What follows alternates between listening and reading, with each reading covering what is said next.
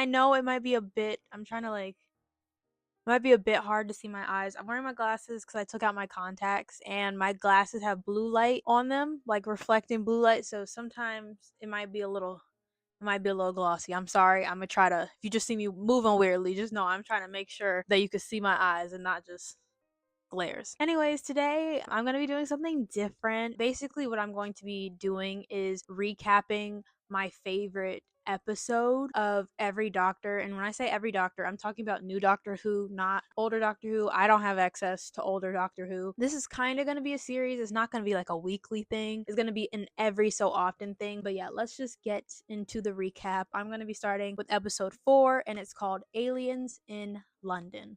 So the episode starts with the Doctor and Rose landing back at Rose's place where she normally stays. When Rose gets back, she kind of just asks the Doctor, like, how long has it been? How long have we been gone? And the Doctor tells her 12 hours. And of course, this point surprises her because I'd genuinely be surprised too if we're time traveling and you tell me it's been 3 months for me and then you tell me it's only been like 2 seconds since I've left. That would like blow my mind. So she ends up going to head back up to go and see her mom because she believes at this point it has only been 12 hours since she's left. So she's like, okay, I'll just tell my mother that I went to go stay at a friend's house. She'll think nothing of it because that's something that's happened before. And as she goes up, the Doctor's kind of like wandering a little bit, and then he looks on a pole and he sees a missing sign for Rose. She has been missing. And so then this causes him to rush up to the apartment, and when he meets Rose, Rose is face to face with her mother, who looks defeated, honestly, is how I would describe it. And we come to realize from the Doctor saying she has not actually been gone 12 hours. She has been gone 12 months. So then Rose and the Doctor, but mainly Rose, gets interrogated by her mother and a police officer. And Rose doesn't actually give her mother a true response as to where she has been. She just says that she's been traveling. And the Doctor said, I kind of adopted her as my companion. And then the police is like, oh, so you guys are together? And they're like, no. Then we get this like cute scene right afterwards where Rose and her mother, the reason I highlight it is because her mother kind of like, she goes from being extremely happy to seeing her daughter to very angry as to where has she been, what has she been up to, and then sad again, being like, why did you leave me? It's like the 5 stages just in 1.5 seconds. So her mother, well, I'll call her mother Jackie because that's her name, Jackie Tyler. Jackie and Rose reconcile, but at this point, Rose still does not tell her where she's been because she later tells the Doctor in a scene right after this scene, because they're on the roof at this point, that she can't tell her mother that she's traveling through time and space. It's not something that she thinks her mother would understand or something she wants to explain to her mother. But as Rose is on the roof with her Doctor and he's expressing this to her, she's also saying, but it's kind of crazy. I have no one to talk to this stuff with beyond you because no one else knows aliens exist. And the minute she says that, a spaceship flies overhead and flies throughout London and ends up hitting Big Ben and then landing by the London Eye, that like watery area if you're from that area. And of course, the Doctor and Rose go to investigate, and so do many other people because a spaceship just flew through London. Like, I would investigate too. Honestly, no. Would I investigate? I think I might stay inside. I'm just like, you know what? I know what's about to happen. I'm gonna stay inside.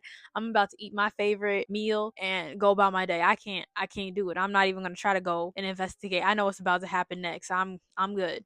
But out of excitement, Rose is like, oh, we can investigate this. We can investigate this in a way normal people can't because we have the TARDIS. And the Doctor's like, no, we cannot go and take the TARDIS with us because something just landed in the middle of London. There's gonna be a lot of eyes, a lot of people. We don't need to get the TARDIS wrapped up in this. So with that, Rose is like, okay, so instead of taking the TARDIS, I guess we can go and watch it on TV like everyone else does. And so that prompts this scene of the Doctor, or we don't get to see the Doctor, but we get to see different television news sites reporting on what is happening. And so through these different like TV broadcasts, we are introduced, I might butcher this name, to General Ascuth, I think. Yeah. If it's wrong, I'm sorry. I'll put it on screen if you want to know how it's spelled. But he is basically entering the hospital to investigate this alien that has been brought up. And we also get an introduction to Tashiko, which, if you don't know who that is, she's an important character in Torchwood. Because I'm working on something else that might be coming, I don't know when, I keep highlighting, or I keep pointing out in my notes when I notice a character from Torchwood show up in Doctor Who. And at this point, just in the Ninth Doctor season, it has been twice. But this character is not necessarily named, but I would not be surprised because Torchwood and Doctor Who take place in the same universe if this was one of her first introductions to aliens in the Doctor Who Torchwood universe. But she basically is the person who shows the general the body of the alien, and to him, we don't get to actually see the alien body, but we get to know from his expression that this is not something that's obviously normal. And then in the scene, we also find out that there are rumors that the prime minister is missing. These are not confirmed by the general, but it is something that is kind of hinted at. And then we jump to another news report. And in this news report, we are introduced to Joseph Green, who is MP for Hartley Dale, as he enters the government's office on Downing Street. I'll be calling Joseph Dale just Joseph from now on. But once he enters the office, he is immediately greeted by a man named Indra Ganesh, who I'll just be calling Indra.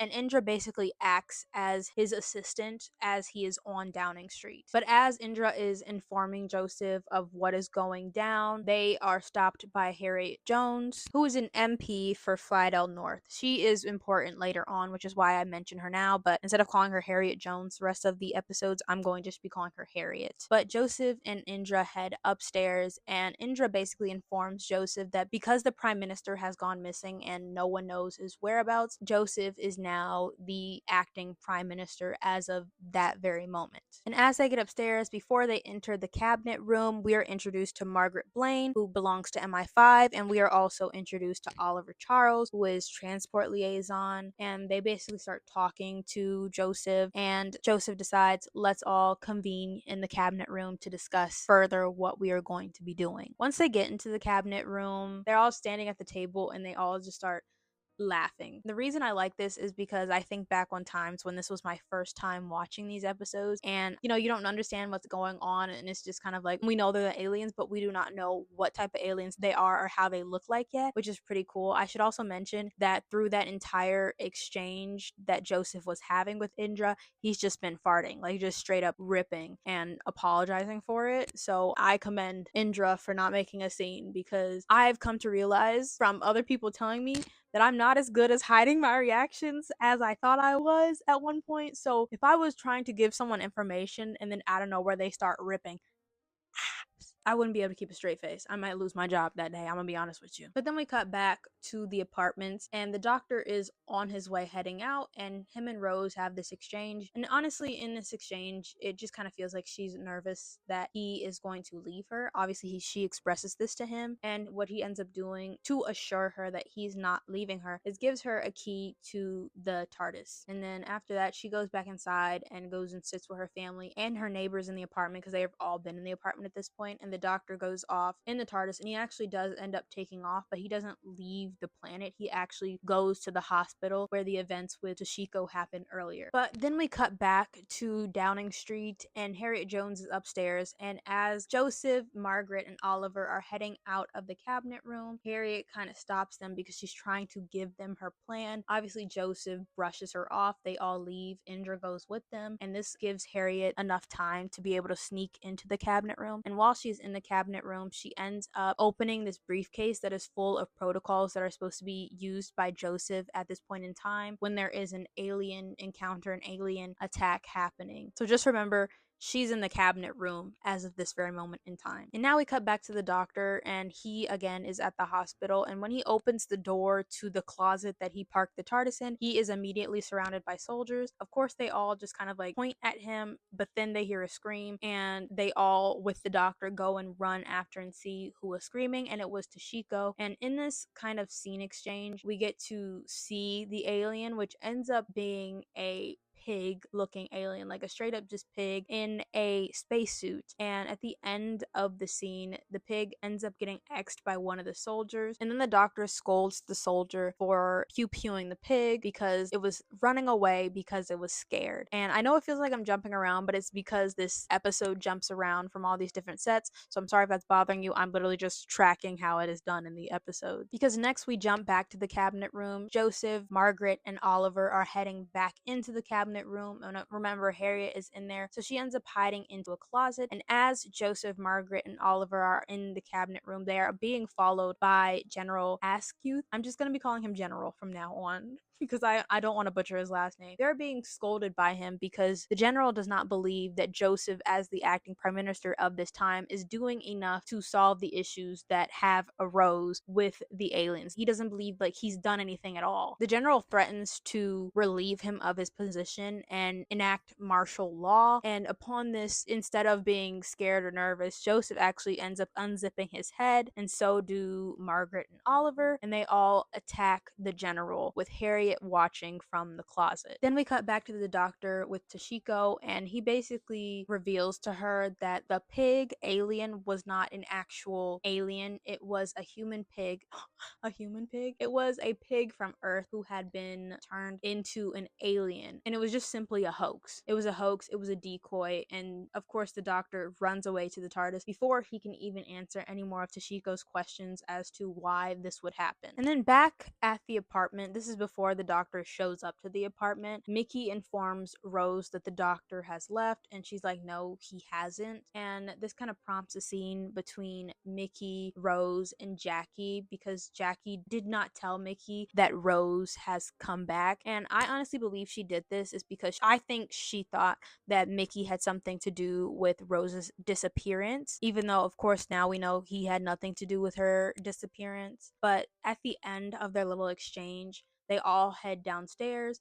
It was mainly just Mickey and Rose, but Jackie was following them, and the TARDIS appears right in front of them. And this is Jackie's first introduction to the world of the Doctor. Aliens, space travel, what have you. And after just seeing the inside of the TARDIS, Jackie runs back into the apartment, and as she is sitting in her bedroom and she sees this ad on the TV asking about, if you've seen anything about aliens, please call this number. She calls the number on the TV, which I understand why she did it. She was a concerned mom, but like, could you imagine? I don't know. Maybe it's because I have trust issues, but I wouldn't trust that anybody I was going to call on TV was actually going to be able to fix any of the problems that I'm experiencing at this point in time. But when she is calling the people, she ends up using keywords like the doctor, TARDIS, words like that. And I think the helpline led to Downing Street. So this sets off an alert system in Downing Street. And so they go to pick up the doctor because an alien whatever is happening right now. They don't completely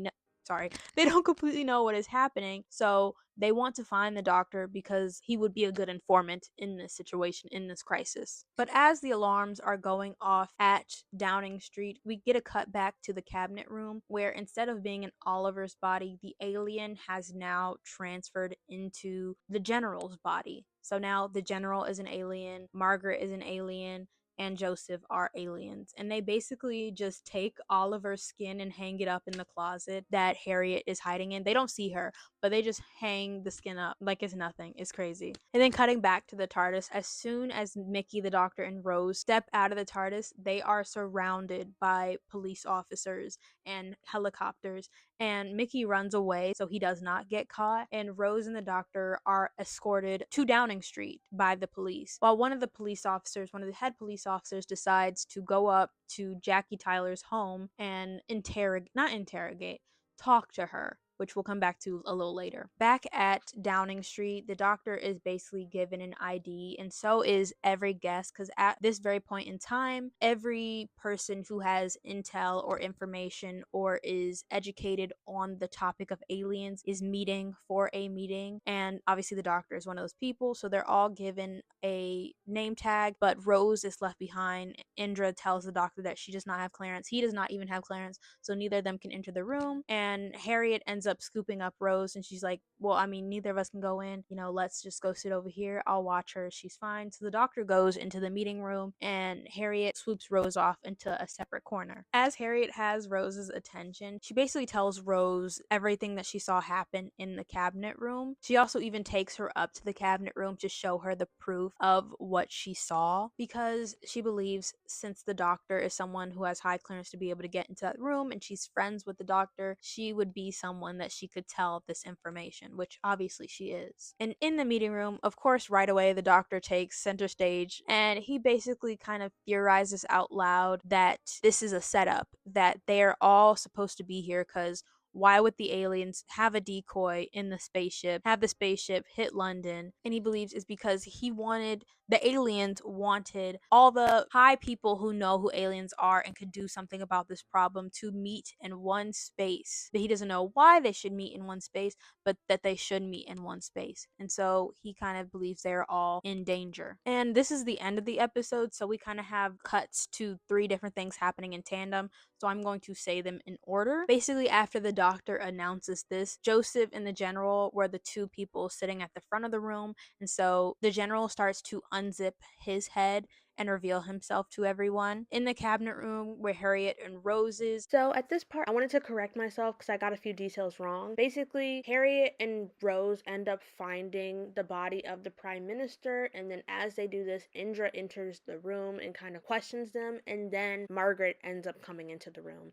I mentioned a bit later that they discover the prime minister's body, but they end up discovering the prime minister's body now, and his body's already just laying on the floor when the doctor, Harriet, and Rose enter the room again. And then at the flat, remember, Jackie was getting interrogated by a police officer. This police officer also ends up being an alien. So as she's in the kitchen, I believe, preparing tea for both of them, the police officer, who's an alien, starts to unzip his head. And then in the meeting room, the aliens reveal that their name is the Slitheen. Margaret attacks Indra. The police officer runs at Jackie. And then our episode ends with the meeting room full of the top specialists who know about aliens, being electrocuted. Now let's go straight into the next episode because obviously these go together. So our next episode, which is called World War III, Margaret has X'd Indra, but before she gets to Rose and Harriet, she's getting electrocuted by her name tag. And also in the meeting room where everyone else was getting electrocuted, Joseph and the general end up getting electrocuted because they were wearing the same exact name tags. I should also say, because I didn't mention, Joseph is the one who set off the name tags that were supposed to electrocute everybody. So I'm confused as to why, if he was wearing one, he didn't think he'd get electrocuted with them. And then the police officer also ends up getting electrocuted. So I think it more so had to do with the aliens also have this like device around their neck that helps them to be able to fit into these human bodies. So I believe when they were putting on the machine to electrocute everyone with the name tags, it also affected their machine that they already naturally wear around their necks. But because they are getting electrocuted, this gives everyone time to escape. That being, Jackie gets saved by Mickey. Rose and Harriet start to escape Margaret, but Margaret is able to get the device electrocuting her off, so she starts chasing Margaret and Rose. And in the meeting room, all the experts end up getting X'd, and the doctor is the only one to survive. The doctor runs out into the hallways and tells the soldier that the aliens are in the meeting room, but by the time he brings the aliens back into the meeting room, all that's left is just Joseph and the general. They are higher ranking people and they just look human, and so they tell the soldiers that the doctor is the one responsible for doing all of this. And the doctor does try to say, hey, it wasn't me, it was them two, but obviously they're not going to believe the doctor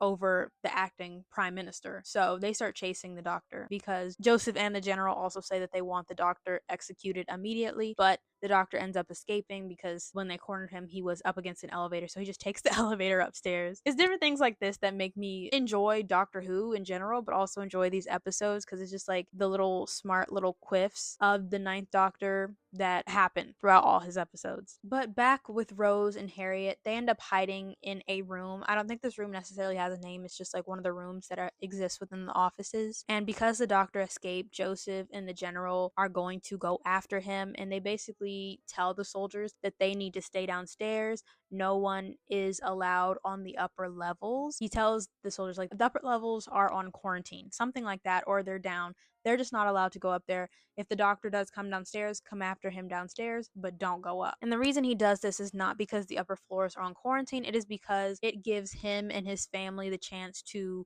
disrobe, is what I'll call it, take off their human skin and show their actual alien faces and alien selves. And so as they are on the elevator, that being Joseph and the general are on the elevator heading upstairs, they disrobe, they take off their human suits, and they meet up with Margaret, and they all go hunting for the Doctor, Harriet, and Rose. The aliens are about to X Rose and Harriet, but the Doctor comes in and kind of distracts them with the fire extinguisher, and then they all run out of the room. They run to the cabinet room, and of course the aliens go after them, but the cabinet room has one entrance and one exit, just like that being a door. So before they can run into the room, the Doctor interrogates them. From the interrogation, what we find out is that Slitheen is not the name of the alien race. It is a family name. And then the aliens that are attacking are a family of aliens. And that's all the Doctor knows at that point. He doesn't know why they are attacking. But he ends up locking himself, Rose, and Harriet in the cabinet room. And through a news broadcast, we see more aliens show up. Well,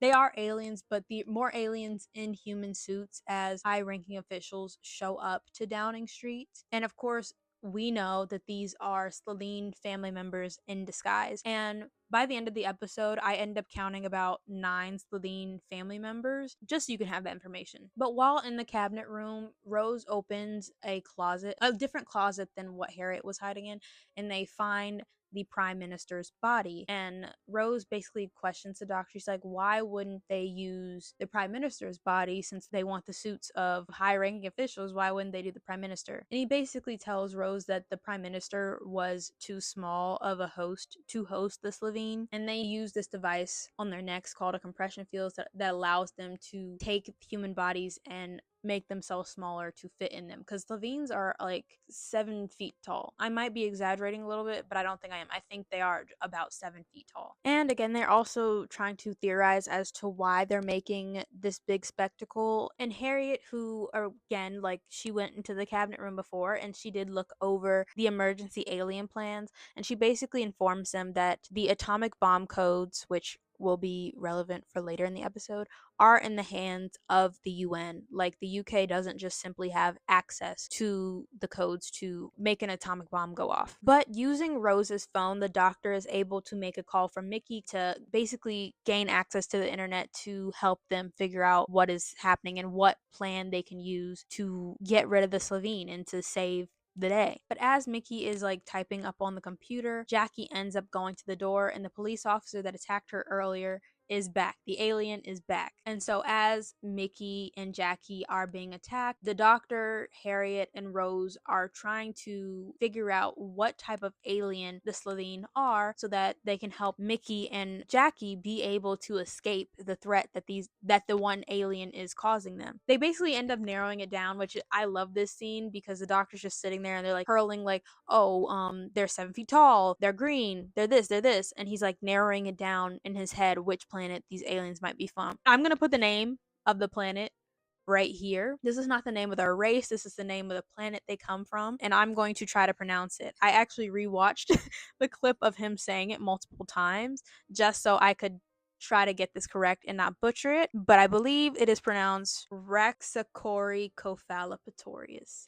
I believe that is it. So with this information, the Doctor is able to tell Jackie and Mickey that they need something with vinegar, anything with vinegar. And so what Jackie does is she just gathers pickled vegetables, vinegar, pickled eggs, puts it all in a bowl, and then when the alien comes in, she throws it at the alien, and at first nothing happens, but then the alien just explodes, and so they're saved. And also, now knowing where these aliens come from helps the Doctor to kind of formulate why they are here. Even more information to formulate why they are here. But as this is happening, Joseph also, because remember, he's in the body of someone who's considered the acting prime minister at this point, he goes out to the crowd and he announces that the UK, Britain, is under alien attack, that there are spaceships in the sky, and this could mean war. The planet should be scared, and he begs the UN to give him the atomic bomb codes so that they are able to fight back against the aliens. And then cutting back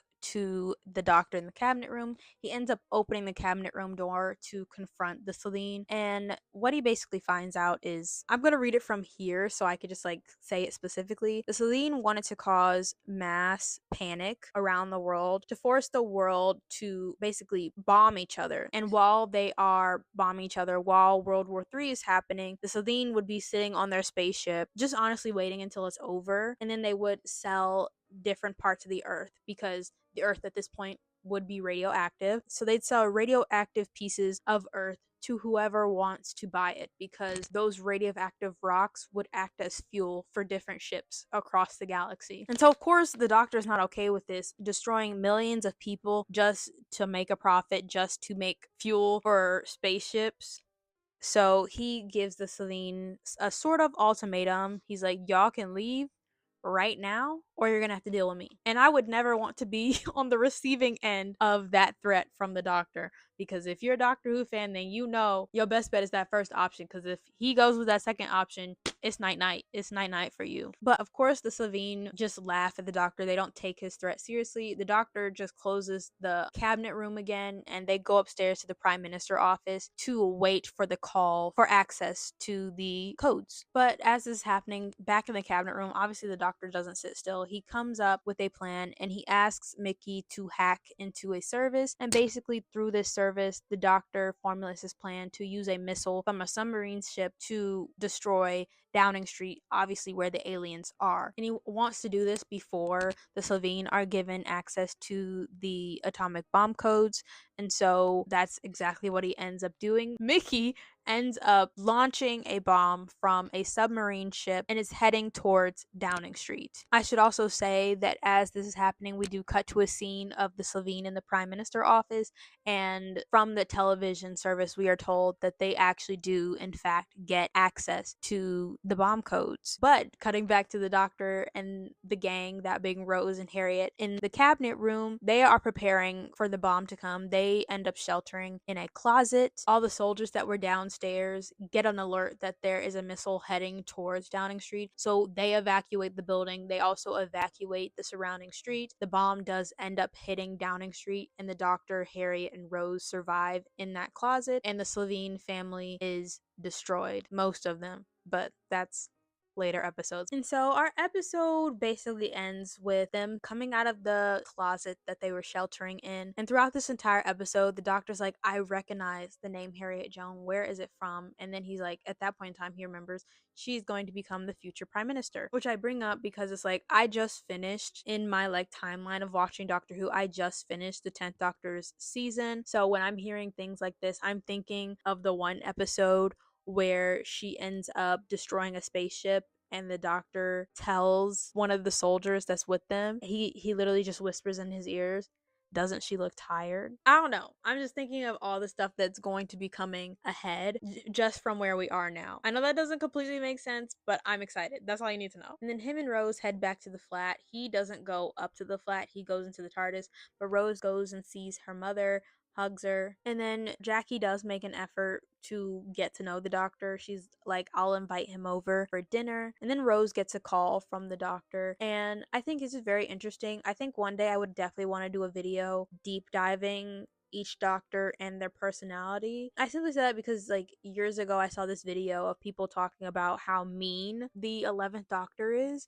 but I'm like, this is known because like I've seen different parts of the 10th Doctor and the Ninth Doctor, and like I think the Ninth Doctor has this trend of wielding a bit of power over Rose. In this scene, she's like, you should come around for dinner. He's like, that's not my thing. And he basically gives her this ultimatum and is like, you can either come with me or you can stay there. Which one do you want to do? And I wouldn't say he phrases it nicely. And when Rose's mom comes back to ask her like what he wants to eat or what he's into, she's in her bedroom packing to leave. And of course, her mother doesn't want her to go, but eventually her and Mickey end up escorting her down to meet the Doctor for her next travels. And the episode completely ends with Mickey and Jackie standing there watching the TARDIS leave.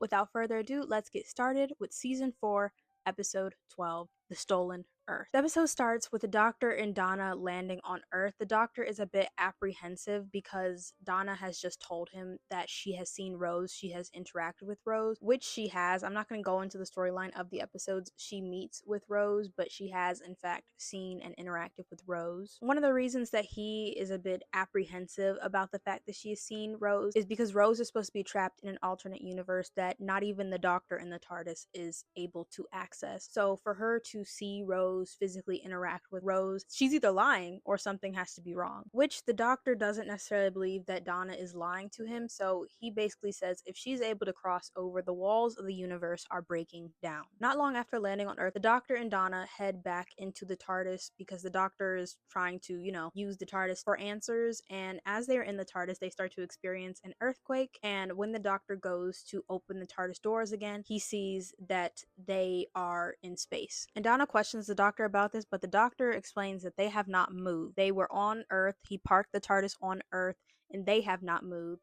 The Earth moved. Now, I should warn you, there are a lot of jumps in this episode from character to character to character to character. So if it seems like I'm jumping a lot, I'm literally jumping with how it jumps in the episode. Just warning you right now. Because next, we jump to far across the universe, as the episode says, to Martha in New York. She is at unit, and they are all confused as to what just happened. It was sunlight outside, now it's dark. There was a big earthquake, now it's dark. Like, what is happening? Then we cut to Jack Harkness in Torchwood in Cardiff, Wales. He is also accompanied by Yanto and Gwen. They're all okay, but they also want to know what the big earthquake was. Then we jump to, I believe it's pronounced Elling. Sorry, I'll just say Ealing. I'm sorry if that's the wrong pronunciation. We jump to Ealing, London, where we meet Sarah Jane, Luke, and Mr. Smith, which is a computer. If you haven't noticed by now, we're getting a crossover from all the Doctor Who spin-off shows, that being, I think, Sarah Jane Adventures. I've never seen that one, and Torchwood. Then we get our last jump, and we jump to Chiswick, London, where we meet Martha's granddad and her mom. Her mom's name is Sylvia, so I'll be calling her Sylvia from this point forward instead of Donna's mom. In all of these jump cuts, when we see the looks on their faces, we still don't know what has happened, what has transpired. We just know that they are all in disbelief as to what they see around them, what they see outside in the dark. But before we get the reveal as to what they are seeing, we jump to Rose. And we actually get this reveal when Rose gets to Earth. She looks up, she's standing outside. When we cut to the sky, there are planets in the sky. And I'm not talking like small. These planets are absolutely big in the sky. After we see this big reveal of the planets, we jump back to the doctor and Donna, and the doctor honestly has no answers. He cannot find where the Earth has gone, and so with no choices, he decides to take himself and Donna to go see the Shadow Proclamation, which he describes as basically like the police for space. I should also mention there are 26 planets in the sky, not including Earth. That information will be important later. So this next segment, we get this information through cutting from Martha to Torchwood to Sarah Jane, all of them basically finding out what's happening separately, but I kind of compiled it into one little list just to make it easier. So basically, what we learn is someone has cast a shell around the Earth, sealing the air and the heat in the planet, and there is a spaceship in the center, in the heart of the 27 planets. But that spaceship is in fact heading towards Earth. And one important thing is that Martha has a phone that the doctor gave her, which makes it so that she can call him from anywhere and the phone is not working. This is a big thing because the phone should work, but that's also important for later. Martha is also the medical director for a project called Project Indigo, which is a big thing in this episode. I know I keep just throwing facts at you, but I promise they all make sense. You need them to understand what is happening in these episodes. While our different people, that being Torchwood, Martha, Sarah Jane, are all waiting for this message that is supposed to be sent from this ship, they're waiting for that message to come through because they're all patching through to understand it. And the minute the message goes through, they hear one word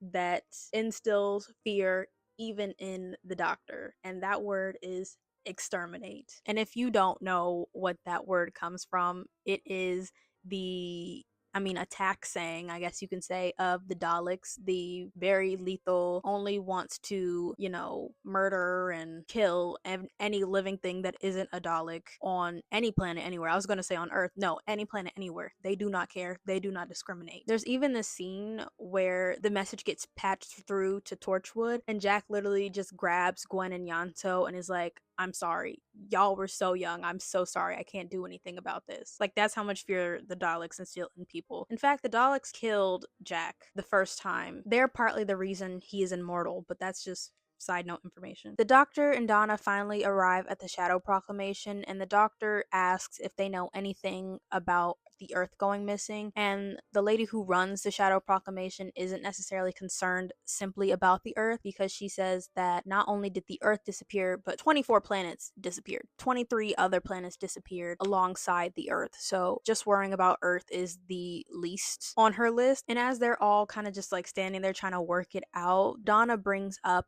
the missing planet of Pyrovillian and the Adipose 3 breeding planet. These are planets that have been mentioned along the season as going disappearing all throughout time and space. And so this is why she brings it up. I'm just telling you that, because you're not going to know that unless you saw those episodes. And that information actually helps the Doctor to work out that when all the planets that have been stolen are aligned correctly, they create a powerhouse, they create an engine. As for what, the Doctor does not know yet, but they create a very, very powerful source. Then we cut to Torchwood tracking the Dalek attack path, and they're basically going after military bases. He's on the phone with Martha telling her this because Martha is in unit, so they are definitely a target for the Daleks. And as she's on the phone with him, she gets whisked away and she gets taken to use Project Indigo. She's also given something called the Ostahagen key. Jack is still on the phone with her when all of this is happening, and he's basically yelling at her to please not use Project Indigo, and that is because he tells us a bit later in the episode that it is cheap and nasty time travel. It's not precise. It possibly can just, for lack of a better term, vaporize the person who uses it. But Martha explaining that she has a mission to do, she does end up taking the Ostahagen key and using Project Indigo, and at this point, when Jack is no longer able to get a hold of her, he believes that she has passed. Then we cut to the Dalek ship, where we see the Daleks and Davros, the father of the Daleks. Saying Daleks is so hard. Let me just tell you, because my mouth wants to go Darleks. But it's Daleks, not Darleks. I'm trying my best. So if it sounds like it's not rolling off my tongue, it's because it's not. I'm trying my best to pronounce the L correctly. But as they are celebrating victory, a Dalek called Dalek Khan, who is a half-destroyed Dalek who went crazy after throwing himself into the Time War, which is a locked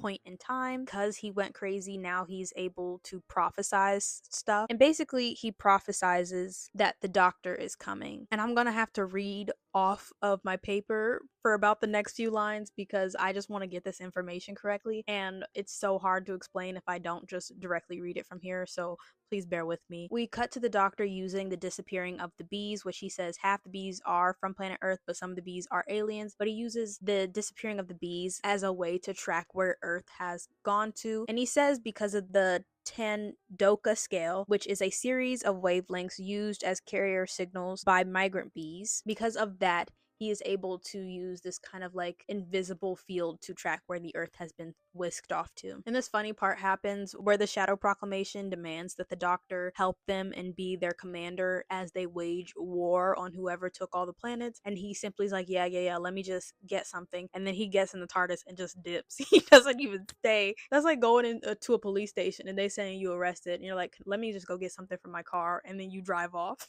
Then we cut back to Donna's grandfather and Sylvia, and they are basically trying to evade getting caught by the Daleks, because at this point the Daleks are gathering up every single human and taking them away. They do eventually get caught, and the Dalek that catches them is about to murder them when they get saved by Rose, who ends up murdering the Dalek first. And then Rose asks them to take her to their home. Then we cut back to the Doctor, and he basically stops where the Tandoka scale stops him, and he is still just in the middle of space. He can still not find Earth, and at this point he kind of just wants to give up because right in front of him is not the missing planet Earth, it is just the Medusa Cascade. Then we get cuts to each member of our episode, that being Torchwood, Rose, Sarah Jane and her gang, and Martha because she's alive. The computers that they have turn on, they're basically patched through to a version of FaceTime called the Subwave Network, which was created by Harriet Jones, former Prime Minister, as she likes to call herself. In this video call,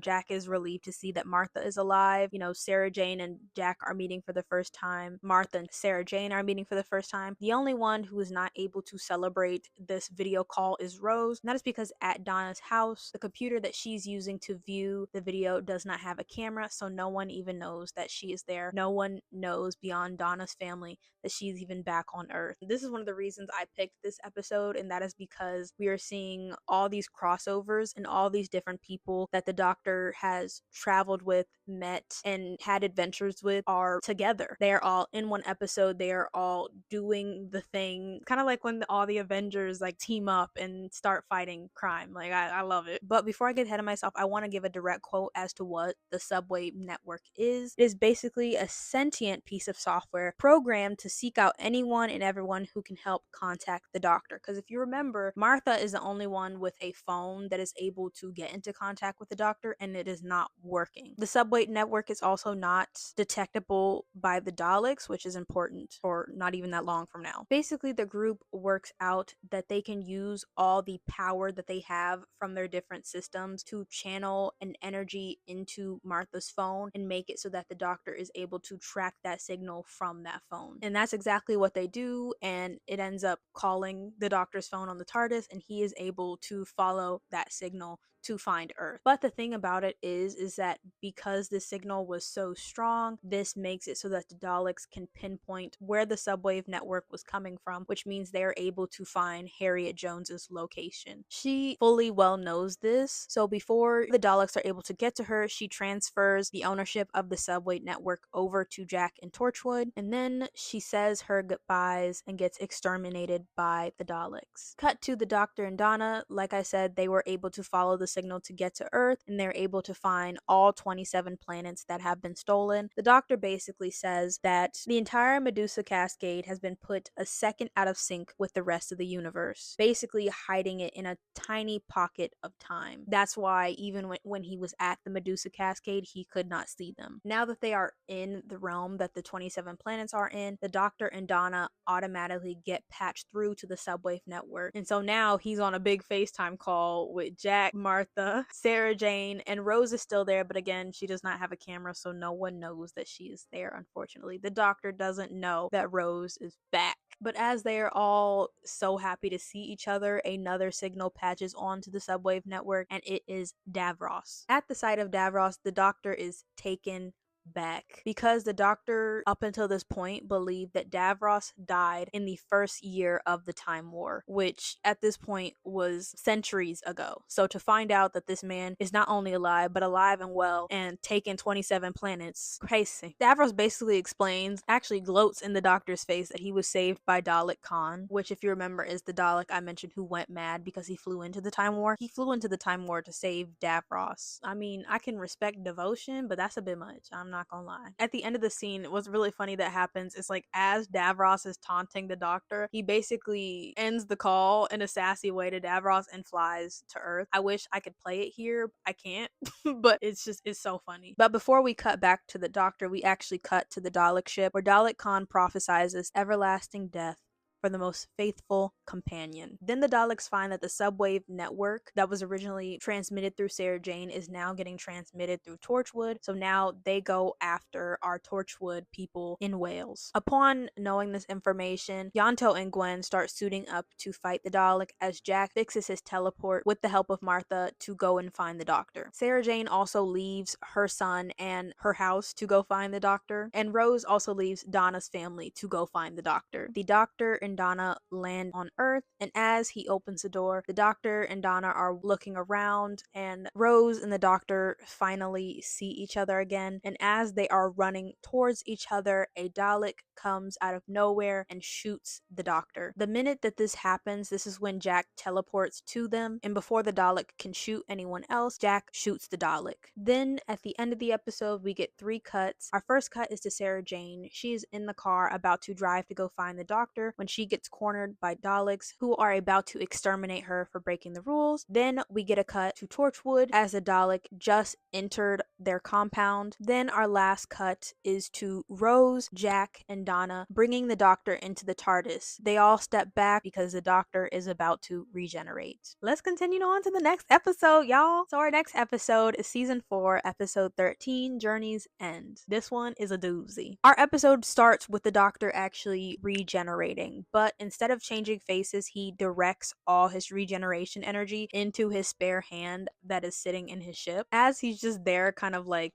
shaking off what he just did, Rose, Jack, and Donna are looking at him very confused because up until this point, they only know that when this man regenerates, he changes faces. But before we get an explanation on that, we cut to Sarah Jane, again, about to be X'd by a Dalek, but she gets saved when the Dalek is shot, and we get a cut to seeing Mickey and Jackie showing up to save her. Then we cut to Gwen and Yanto, practically, truly unloading their guns on this Dalek. They do a quick pause to check if they're doing any damage, and when they go to see, they see that the bullets are stopped in mid-air. They're not making contact with the Dalek, and the Dalek is not making contact with them. Then we cut back to the Doctor explaining that instead of fully regenerating, he used enough regeneration energy to heal himself, and then he directed the rest of the regeneration energy into the hand. He says the only reason he's able to do this is because his hand is a biomatch receptacle. And so at this point, because now I'm on the 12th Doctor as I'm actively watching Doctor Who, I just finished seeing the 11th Doctor in his regeneration, and there was this big storyline in the last episodes of the 11th Doctor where it was a big thing that the Doctor can only have 13 regenerations, I believe, and his 11th face was supposed to be his last, and it was like, why is he on his 13th regeneration if he's only had 11 faces? And one of the things that he says is that he actually regenerated twice as the 10th Doctor, and he describes this as him kind of like going through his emo phase. So yeah, the Doctor describes his 10th Doctor self as him going through an emo phase. That might not be the direct quote, but it's like he says something along the lines of that, which is, it's just funny. Once he has done his regeneration, him and Rose finally get that hug that they were running for, and we get to see that right before we cut back to Torchwood with Yanto and Gwen. Yanto explains that the reason that they are not able to contact the Dalek physically and the Dalek is not able to contact them physically is because there is a wall between them that is a time lock. It was a time lock created by Tosh or Toshiko that seals the base in basically like a bubble of time. So basically nothing can get into the base, but they cannot get out of the base without unlocking the time lock, which obviously if they do that, they're going to get attacked by a Dalek. Then we cut back to the streets of London where the Daleks have finally located the Doctor's TARDIS, and they place it in a temporal prison to be teleported up to the Dalek command ship. The Dalek command ship is called the Crucible. While all this is happening, Sarah Jane, Mickey, and Jackie are watching from far away. And I mention this because it's important later. Jackie, Rose, and Mickey all traveled out of their parallel universe using these, like, it looks like just like a big button, but it's basically a dimension jumper. It also makes it so they can travel in like time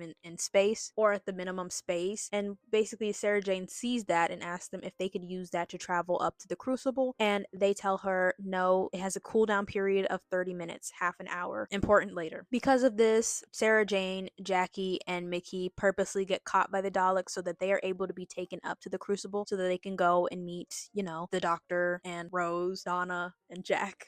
It's gonna get a lot more busy at the end of this episode, trust me. We get a quick cut to Martha and we find out that she has landed in Germany and she's heading up towards this castle, and then we get a cut back to the Doctor and his little crew. And basically, Rose's parallel universe is ahead of the universe that the Doctor, Donna, and all of them live in. So the events that are happening right now have already happened in her universe. So the Doctor inquires what happens in her universe as a way to kind of figure out what will happen in their universe if this continues. And Rose basically explains that the invasion leads to darkness, just all in the sky everywhere, stars gone, planets gone. And so in an effort to save their universe, they built a time machine to get to the Doctor's universe to get him to help them. Their little time travel device was called a dimension cannon. And the thing about it is them using the dimension cannon to get over to the Doctor's universe is the reason that the Doctor's universe is collapsing in the first place. She also explains that the dimension cannon can measure people's timelines, and she says that all of the timelines seem to converge on Donna. Throughout this conversation, the TARDIS was getting transported up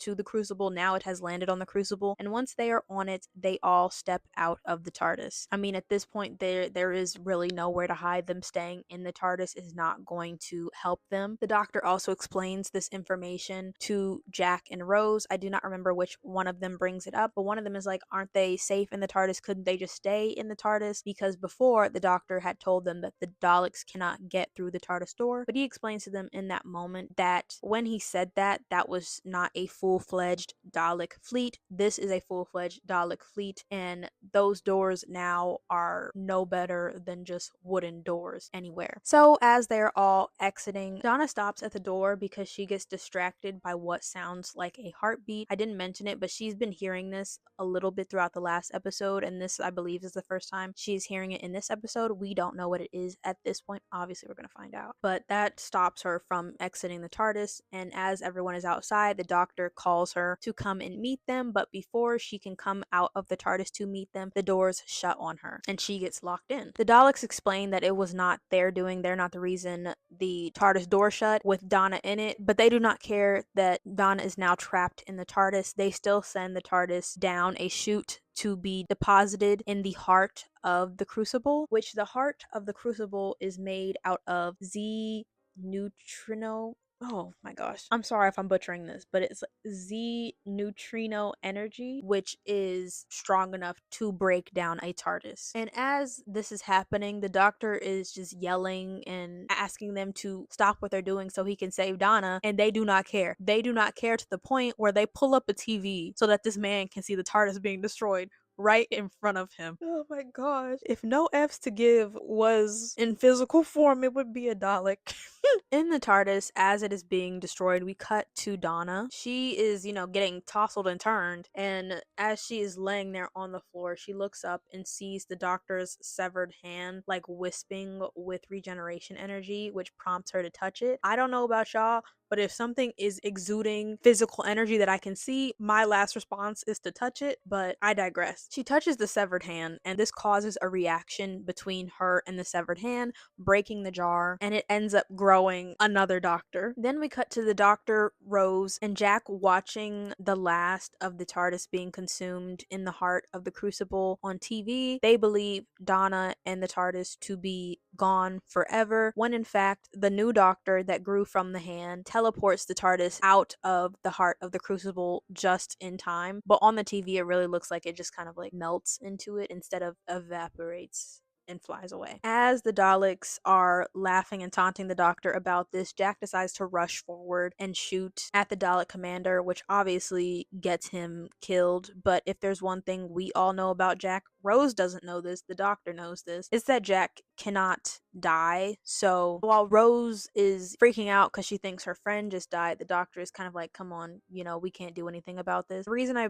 zero in on this is because I think it shows thinking, like the Doctor is thinking on his feet, right? He could have revealed right then and there to Rose that Jack wasn't dead, but for later events, he needed her reaction to convince the Daleks that he was actually dead. But as the Doctor is consoling Rose, they are whisked down to the basement of the Crucible by the Daleks. And before heading down the stairs, the Doctor takes one look back at Jack, who winks at the Doctor before playing dead again. Back in the TARDIS with the new Doctor, which is how I will be describing the Doctor that grew from the hand, because at this point in the episode, we now have two Doctors. So when I'm talking about the original Doctor, he will just be called the Doctor, and when I'm talking about the Doctor that grew from the hand, I will say the new Doctor, just to keep that distinction so neither of us get lost. So the new Doctor has parked the TARDIS silently away from the Crucible, and he basically explains to Donna how he was able to grow in the first place, and he says Donna touched the hand full of regeneration energy, causing an instantaneous biological metacrisis. Say that 5 times fast. He says that he was able to grow because of her, and because of that, it means that he is part Time Lord, part human, so he only has one heart. The new Doctor also explains that the heartbeat that Donna had been hearing throughout both episodes all this time was his heartbeat, kind of like the future, bleeding through. And there's been this theme throughout every single Donna episode where she does not believe she's important in any way, shape, or form. She doesn't even understand why the Doctor chose her to travel with him. So when things are being told to her, like, all timelines converge on you. You're the reason this is happening, like as a positive thing. She's just like, I'm not important. Why are you saying this to me? Why are you acting? I'm not important. Which, in fact, I would say she is. The new doctor explains to her that all of this was meant to happen. Then we cut back to Martha, who is now inside the castle that she landed in Germany, and she's met by this woman who lets her into the castle. And before our scene ends, the lady threatens to shoot Martha because she wants to stop her from using the Osterhagen key, because she said that she'd heard from the soldiers how terrible of a thing it is. And Martha simply says to the lady that she has a duty, and if she wants to shoot her, then shoot her. But the lady does not end up shooting her, and Martha heads even further downstairs into the castle. Then we cut back to the Crucible, and at this point, Jack has escaped into a corridor and is heading elsewhere. And then we cut to Mickey, Jackie, and Sarah. I'll just be calling her Sarah instead of Sarah Jane. They're all now on the Crucible, and they're being taken to this place where other humans are being held for Dalek testing. Now downstairs, the Doctor and Rose are face to face with Davros. The Doctor and Davros kind of have this back and forth with each other, and then Dalek Khan decides that he wants to chime into the conversation, and he says, and I quote, "The Doctor and his children of time, and one of them will die." He also says, "At the time of the ending, the Doctor's soul will be revealed." Then, to even further rub salt in the wound, Davros tells the Doctor that they will watch the launching of the reality bomb. That prompts us to cut back to Mickey, Jackie, and Sarah with this other group of people. Mickey and Sarah sneak away into this corridor, away from the circle where people are being held, while Jackie is still standing with the others. Now they're being told to stand there, like with their hands over their heads. And as the reality bomb is getting charged up to be used, we get a cut to seeing all 27 planets being activated. And it gets explained to us that when in alignment, the planets, it's either create or charge. I wrote create question mark because I'm just using the word create. It's not explained as create, but they create Z neutrino energy that messes with the electrical field bound to every atom. And basically, it redistributes the atom of everything. We're all made up of atoms. My hand is made up of atoms. So the reality bomb would take all the atoms in my hand and disperse it. So technically, it doesn't kill people, it redisperses them. But I mean, if you're not a complete human with all your atoms put together, are you really human? Are you really alive? But just as the machine is about to go off, Mickey signals to Jackie that her dimension jumper is fully charged. Remember what I said in the last episode? It took 30 minutes to charge. It has now been half an hour, and Jackie uses it to teleport to the safe place that Mickey and Sarah are standing in the corridor. And as she is now safe, they all turn around to watch the reality bomb go off, and all the people that were standing where Jackie just was get redistributed. Then we cut back to the Doctor, and as Davros is gloating, the Doctor puts together that the Daleks plan to use the reality bomb to basically destroy reality.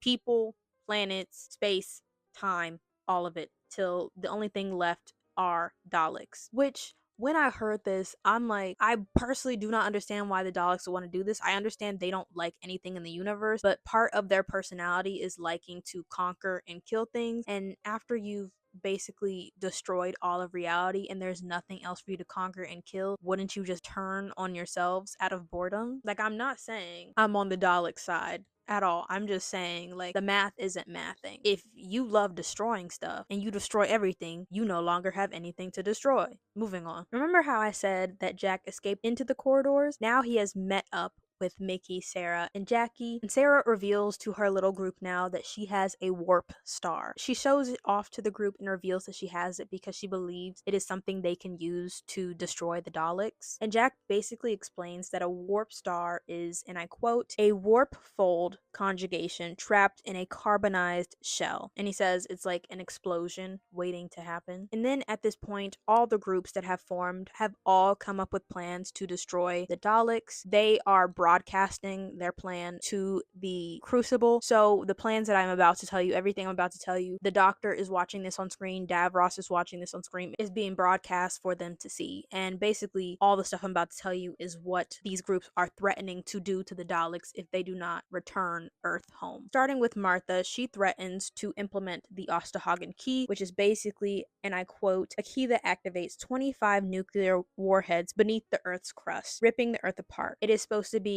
an act of mercy on humans." When their suffering is so great and just so without hope that it's something that needs to be used. The new doctor created a, and I quote, Z neutrino biological inversion catalyzer. It is basically a machine that locks onto the biological code of Davros, which Davros's DNA is in within every single Dalek within existence. So to destroy Davros and destroy Davros's DNA means he destroys the DNA of every Dalek, which means he destroys every Dalek. Then our last group to form, that being Jack, Jackie, Sarah, and Mickey, they threaten the Daleks with the warp star that they have wired into the mainframe of the ship. Jack says if he breaks the shell of the warp star, the crucible basically explodes. As the doctor is watching this, he's watching the screen with like utter disapproval and disgust, honestly. And Davros basically reiterates Dalek Khan's prophecy, that being his soul is revealed. And Davros basically says to the doctor, for someone who hates violence, for someone who doesn't carry a weapon, he is good at turning ordinary people into weapons for him. This kind of causes like a playback to happen where we get cuts to different clips from different episodes where the doctor is revisiting and rethinking about all the times someone has sacrificed themselves in his name, because this is definitely one trend I noticed throughout Doctor Who, and it is also not something that is only mentioned in the 10th Doctor season. You could draw a parallel between this moment and a moment that happens in the 11th Doctor season, and I believe the episode called A Good Man Goes to War, where it is reiterated to the doctor again that he turns people into weapons. He brings them up only for them to fall. So when I was watching this and I was watching that, I just thought that was an interesting parallel that continues to happen throughout the Doctor's life. I think it also happens in the 12th Doctor season as well, but don't quote me on that. I have not finished his season yet, but it is definitely a trend for the Doctor. But before Jack, Jackie, Sarah, and Mickey can activate their plan, they basically get teleported to the basement where the Doctor and Rose are being held. As they are all defeated, Davros gives orders for the reality bomb to be activated, and as the bomb is being charged up, the TARDIS lands in the basement, which, remember, at this point, the Doctor thinks that Donna is dead and his TARDIS is gone, so for it to just show up right then and there, the man was too stunned to speak. Now that the TARDIS is in the basement, the new Doctor basically runs out of the TARDIS and charges towards Davros with the Z neutrino biological inversion catalyzer, only to be electrocuted and placed in a holding cell like the rest of them. Then Donna tries to finish what he started, and she is also electrocuted by Davros, and literally he electrocutes them with the flick of a finger. Davros also throws the, I want to see if I can say without looking at it, the Z neutrino biological inversion catalyzer. Yes, he destroys it right in front of them. And as the reality bomb is still being charged up and it is about to go off, it just stops. And everyone's looking around like, what just happened? And we see that Donna is the one who has stopped the reality bomb from going off. We also find out that she is now part Time Lord and she has a Time Lord brain. So calculating how to turn it off was as simple as breathing for her at this point. She explains to the entire group, now that she has the brain of a Time Lord, that the biological meta-crisis worked both ways, making the new Doctor part Time Lord, part human, but also her part human, part Time Lord, creating the Dr. Donna, which I should say is something that has been mentioned in prior episodes. Dr. Donna, who is that? What is that? What is happening? And this is that moment that the Dr. Donna is created. Are you keeping up here? We have new Doctor, the Doctor, Dr. Donna. In the room, we also have Jack, Rose, Martha, Mickey, Jackie, and Sarah Jane. That's everyone. Are we together? Come on, we can stick together on this. We got this. The Dr. Donna is an Ood prophecy, by the way. I have that written down right here. The Dr. Donna basically frees everyone, and as she frees everyone, she also messes with the Daleks' controls, so they're not able to attack. They're basically just in the room spinning around and, not being able to do what they're programmed to do. And she enlists the help of the new Doctor and the Doctor to put all 27 planets back where they belong. The rest of the crew, as they are doing this, remember the Daleks are just spinning, so they just basically push them up against the walls away from where they're operating. It's quite funny. I would love to to be able to push a Dalek. Mickey holds Davros at gunpoint, and Davros explains his anger to Dalek Khan for not telling him this prophecy, the prophecy that the Daleks would be defeated. And Dalek Khan just maniacally laughs. When I tell you, I literally videoed this laugh because it had me laughing. I'll play it right here because it's so funny. You promised me, Dalek Khan. Why did you not foresee this?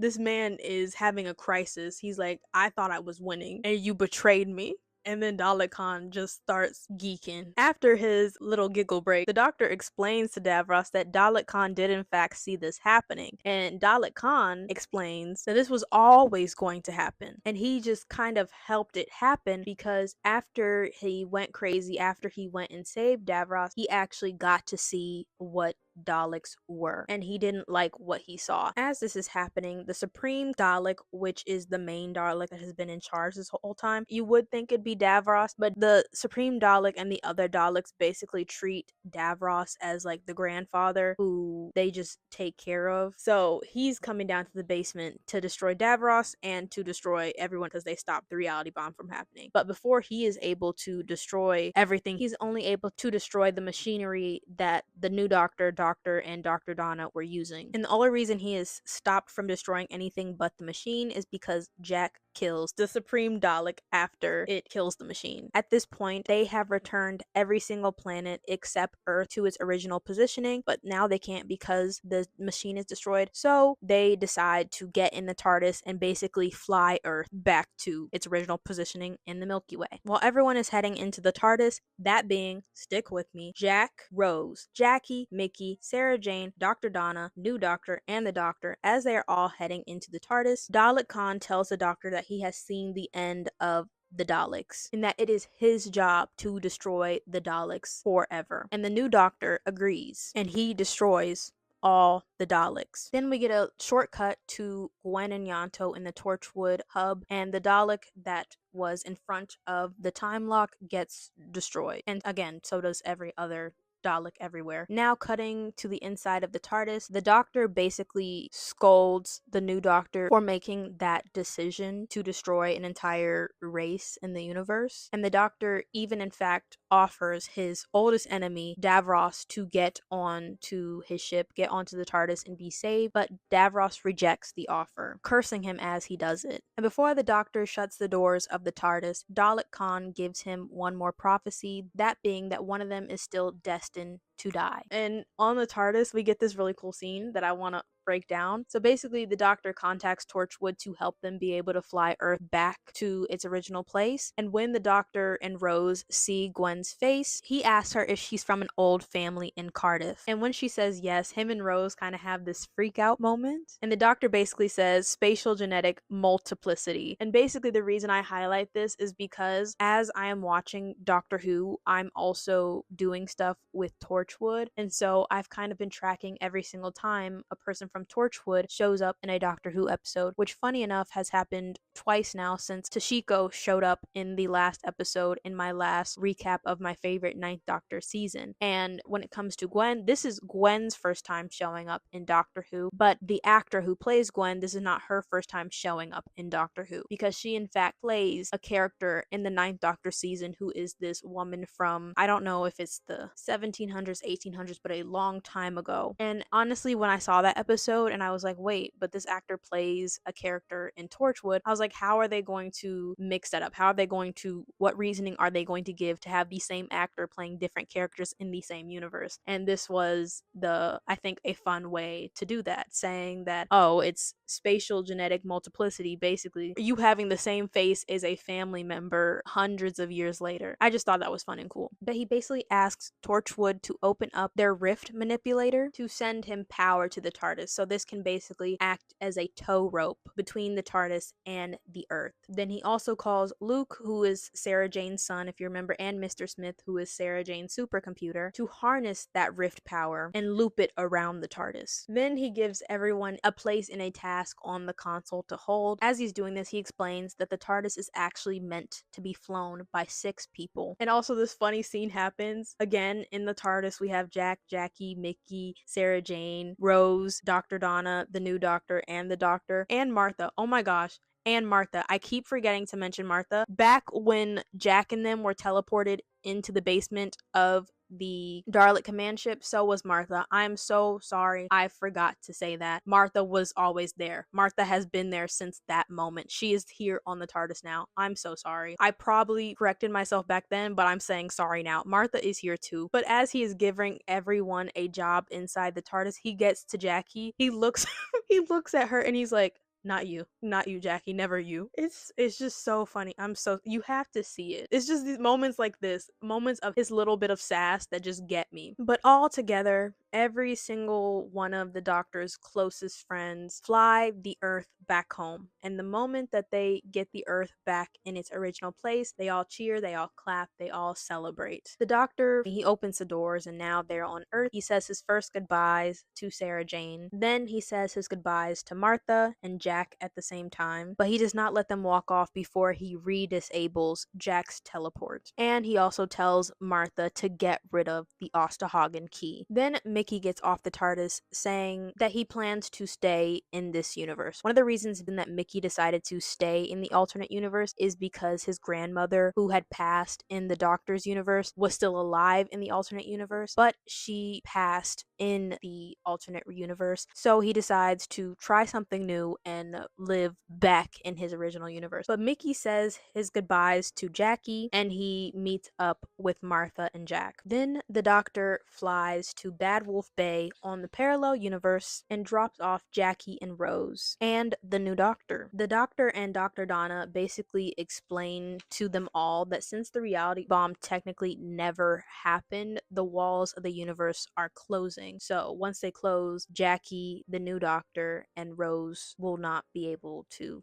cross over again. And Rose, is sad about this because she had just reunited with the Doctor after being ripped from him when she got dragged to the parallel universe the first time. But the Doctor explains to her that saving the universe came at a cost, and that cost was the new Doctor. The new Doctor reminds him of who he was when he first met Rose. One thing I talk about in my one video is how the Doctor talks to Rose, and that was a big thing for me. It's because like when he would talk to Rose sometimes, it was like he would wield the power or a power over her, and the 10th Doctor doesn't do that as much. So I think that is what he's talking about. He's talking about this headstrong man who just does what he wants, and I guess he believes that Rose softened him, and so he's like, he needs you to become the man that I am now, and to teach him to be a better Doctor. And Rose explains that the new Doctor isn't him.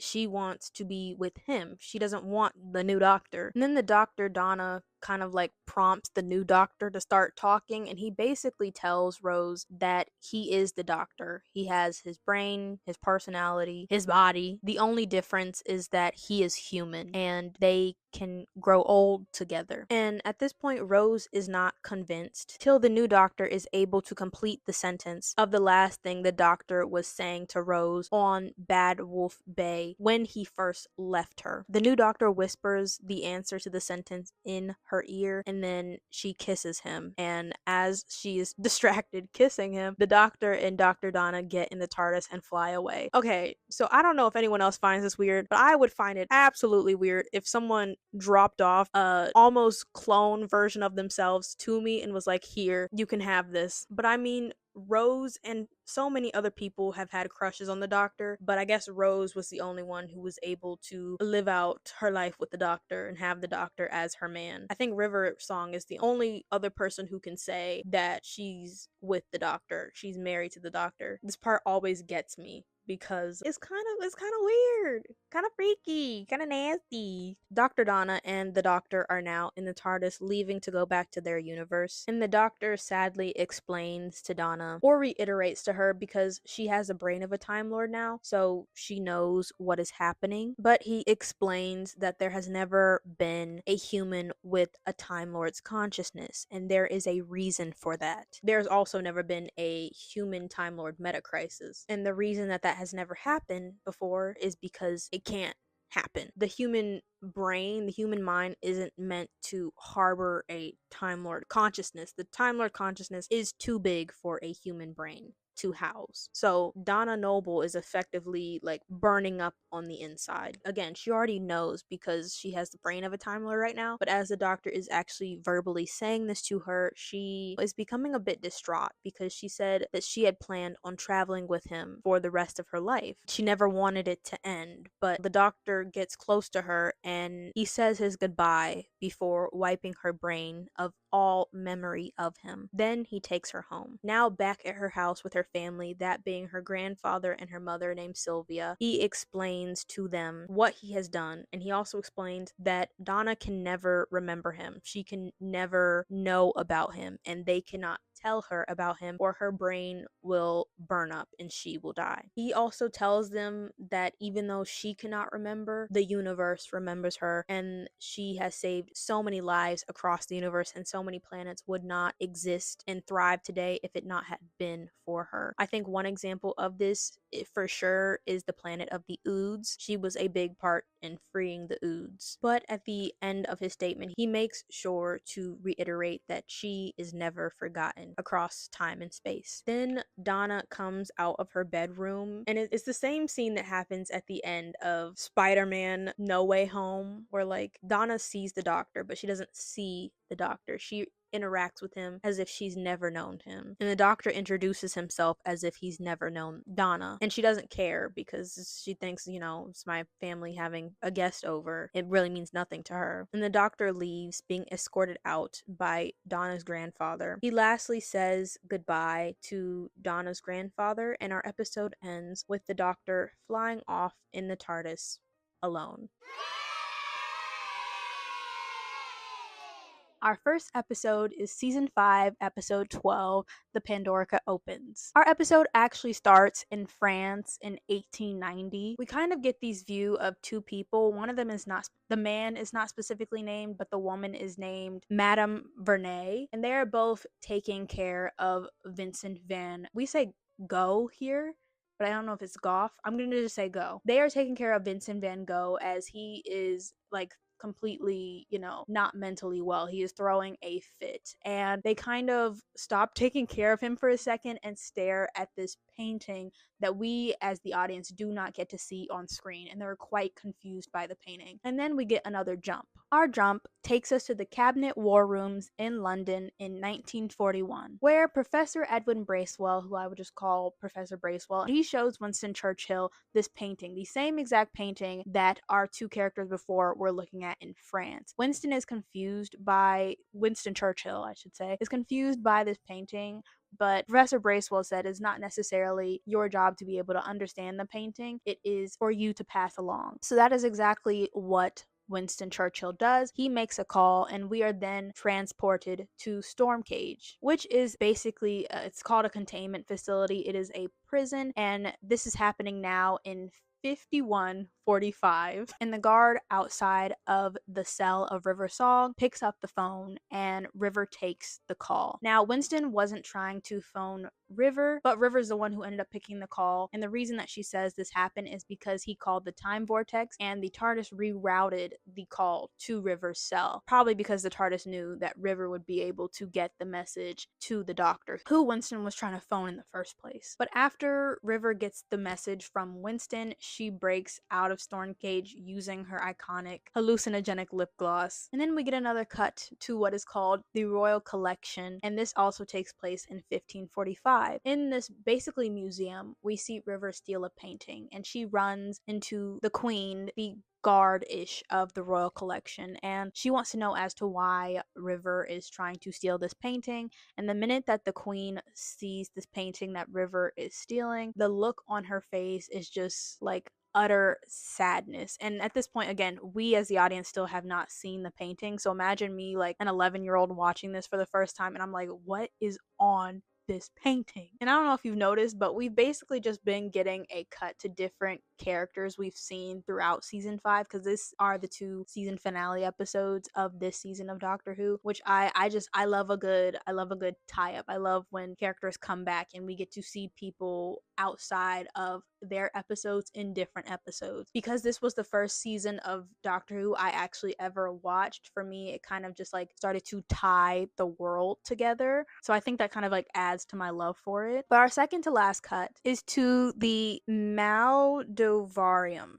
I'll put it on screen. I think I'm pronouncing it correctly. The Maldivarium, still in 5145. Our only takeaway from this scene, the only reason I mention it is because River ends up getting a vortex manipulator, which is basically like a thing you can put on your wrist and you can time travel with it. The Doctor always describes it as being cheap and nasty time travel. Another thing we get a hint at in this scene is that the guy who is selling it to River Song tells her that the device was freshly taken off the wrist of a handsome time agent, which I feel like this is hinting at it was stolen from our one and only Jack Harkness, because in the Doctor Who universe, that is in the show Doctor Who, he is the only person at this point I remember that we've ever seen have a vortex manipulator. In Torchwood, there's another person who has a vortex manipulator, but in Doctor Who, Jack is the only character we've really seen with a vortex manipulator at this point. And obviously I think this taking off the arm of a handsome time agent, Jack was a time agent, handsome, taking off his wrist, context clues, so I think they cut it off Jack's wrist. But finally, we get our last cut to Amy and the Doctor in the TARDIS. The Doctor is basically telling Amy that he has just landed the TARDIS on Planet One, the oldest planet in the universe, because there is this cliff face that has this message on it that has never been translated. It is the oldest message in the universe, and so because when you get into the TARDIS is able to translate anything, he wanted to show it to Amy. And so when they open the doors of the TARDIS and the TARDIS translates the message that is on this cliff face, it simply reads, "Hello, sweetie." And right under this big message, it has coordinates that the Doctor ends up following. And those coordinates end up taking him and Amy to Britain, right in the middle of one of the Roman legions. So I believe the time period, and you can correct me if I'm wrong, I just remember a different character in the story saying this later on, but it was about like 280, but I could be completely wrong. And if I am wrong, just know this is a long, long time ago. The minute that they land and they see that like right in front of them are these Roman camps, Amy mentions that Romans and learning about the Romans was one of her favorite subjects in school. And then before the Doctor can even say anything about this comment that she just made, the Roman soldier comes up to them, mistaking the Doctor to be Caesar, and tells them that Cleopatra is ready to see them. Of course, the Doctor knows that Cleopatra is not in the middle of a Roman legion, so he goes and follows this Roman soldier to find out who is actually posing as Cleopatra. And lo and behold, when they get to the tent, they see River Song dressed up as Cleopatra with 2 men waiting on her hand and feet. River is such a baddie and it's so funny. Moving on. The Doctor scolds her for defacing one of the oldest cliff faces in the universe, but the simple reason she said she did it is because he wasn't answering his phone, and he was wondering why she needed to deliver a message to him so bad, and she basically says that she needed him to see this painting. And so that's exactly what she does. She shows him the painting that all these different characters were trying to get to the Doctor. The painting itself is called the Pandorica Opens, and upon hearing this, the Doctor kind of like scoffs, because to him and to the entire existence of the universe, he basically says that the Pandorica is a fictional story. It is a fictional box. It doesn't exist. And well, of course, Amy doesn't know what the Pandorica is. And so River basically says, and I quote, "The Pandorica was built to contain the most feared thing in all the universe. Also, because it's off frame, I just want you to let you know I have exploding TARDIS pillows that I made back when I was in middle school right here next to me. So I'm committed. It's a lifestyle at this point. But anyways, even though the Doctor believes that the Pandorica is a fairy tale, he still decides to go out and look for it. And the one thing he says is that if you have a box that is meant to contain one of the evilest things in the universe, you'd want to remember where you put it. And so that leads the Doctor, Amy, and River to take a horse ride over to Stonehenge. After a bit of poking around, they end up finding the secret entrance to underground under Stonehenge, where when they open these big doors, they see the box, the Pandorica, right in front of them. I should also mention that as the Doctor was walking into this room, he kind of like accidentally kicked something, and when he looks down, that thing he kicked was a detached Cyberman arm, which is going to become more relevant later. But as he is inspecting the box, he is also telling Amy the story of the Pandorica. And he basically says, and I quote, because I want you to hear this story from his words, not mine, because the dialogue in Doctor Who for me has always been just so I'm going to be quoting quite a few things because also I just don't want to get it wrong. There's some parts where I'm like, I want to be specific. I don't want to summarize. I want y'all to hear it. So the Doctor explains the Pandorica as being the lore of the Pandorica being, and I quote, "There was a goblin, or a trickster, or a warrior, a nameless terrible thing, soaked in the blood of a billion galaxies, the most feared being in all of the cosmos, and nothing could stop it, or hold it, or even reason with it. One day, it would just drop out of the sky and tear down your world." Then Amy asks, if that's the case, how did it end up in the box? And the Doctor simply says, "A good wizard tricked it." And after hearing this story, Amy finds it funny because the story and the lore of the Pandorica kind of sounds like one of her favorite childhood stories, which is Pandora's Box. And it was this box that was meant to just hold evils in the world. And after she says this, the Doctor comes to her and is kind of like a bit confused because there's two coincidences that have happened. She loved Romans as a child and she loved Pandora's Box. But before he can explore or even dig into these coincidences any further, River tells the Doctor that the Pandorica is actively opening as they are down here, as they are speaking. It is being opened from the inside. Whatever is inside the Pandorica is opening it and is coming out. The Doctor also scans around the room and realizes that the stones in Stonehenge are transmitting a message all over space and time. So any and everyone in the universe can hear this message that is being broadcast. That message being that the Pandorica is opening. So River decides to scan to see if there are any starships around the planet, and she says at minimum there are 10,000 starships around planet Earth.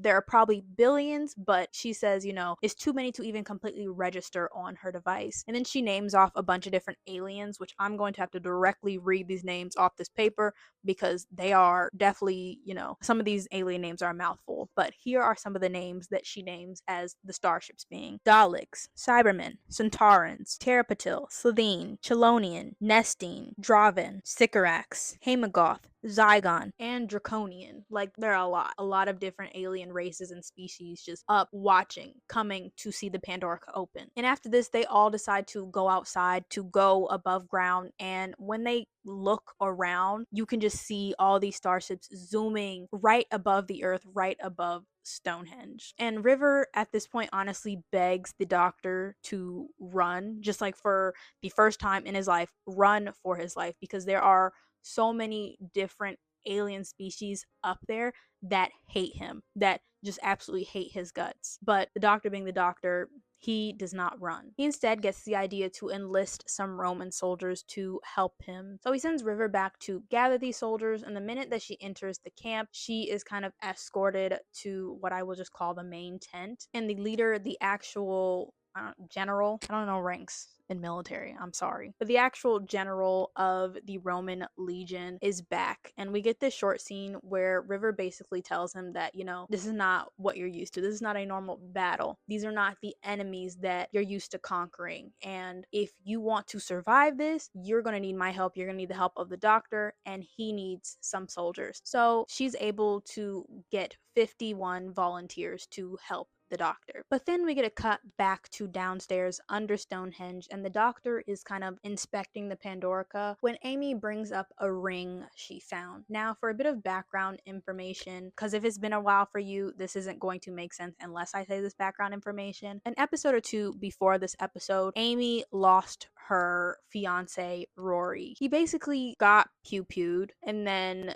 taken into a crack in time, and when the light from that crack in time touched him, it basically erased his existence from time. Like, he was never even born, and therefore she does not remember him. And so back to the episode again, she finds this ring and she asks the doctor about it. And in this little exchange, the doctor is kind of trying to usher her to remember Rory, because there is a possibility that she can. And if she can remember him, that's not necessarily going to bring him back, but it is going to bring back all those memories that she has with this man she loved. But before, she can even kind of dive into that, she basically just gives the doctor the ring back and kind of changes the subject. This is also when the doctor brings up as to why he decided, or why he chose to bring Amy along to travel with him. This does come up again in the next episode, but this is the first time he kind of like mentions it. And he starts to kind of hint at the fact that her house is very, very big, and that her life doesn't really make sense. Like, her upbringing doesn't really make sense. But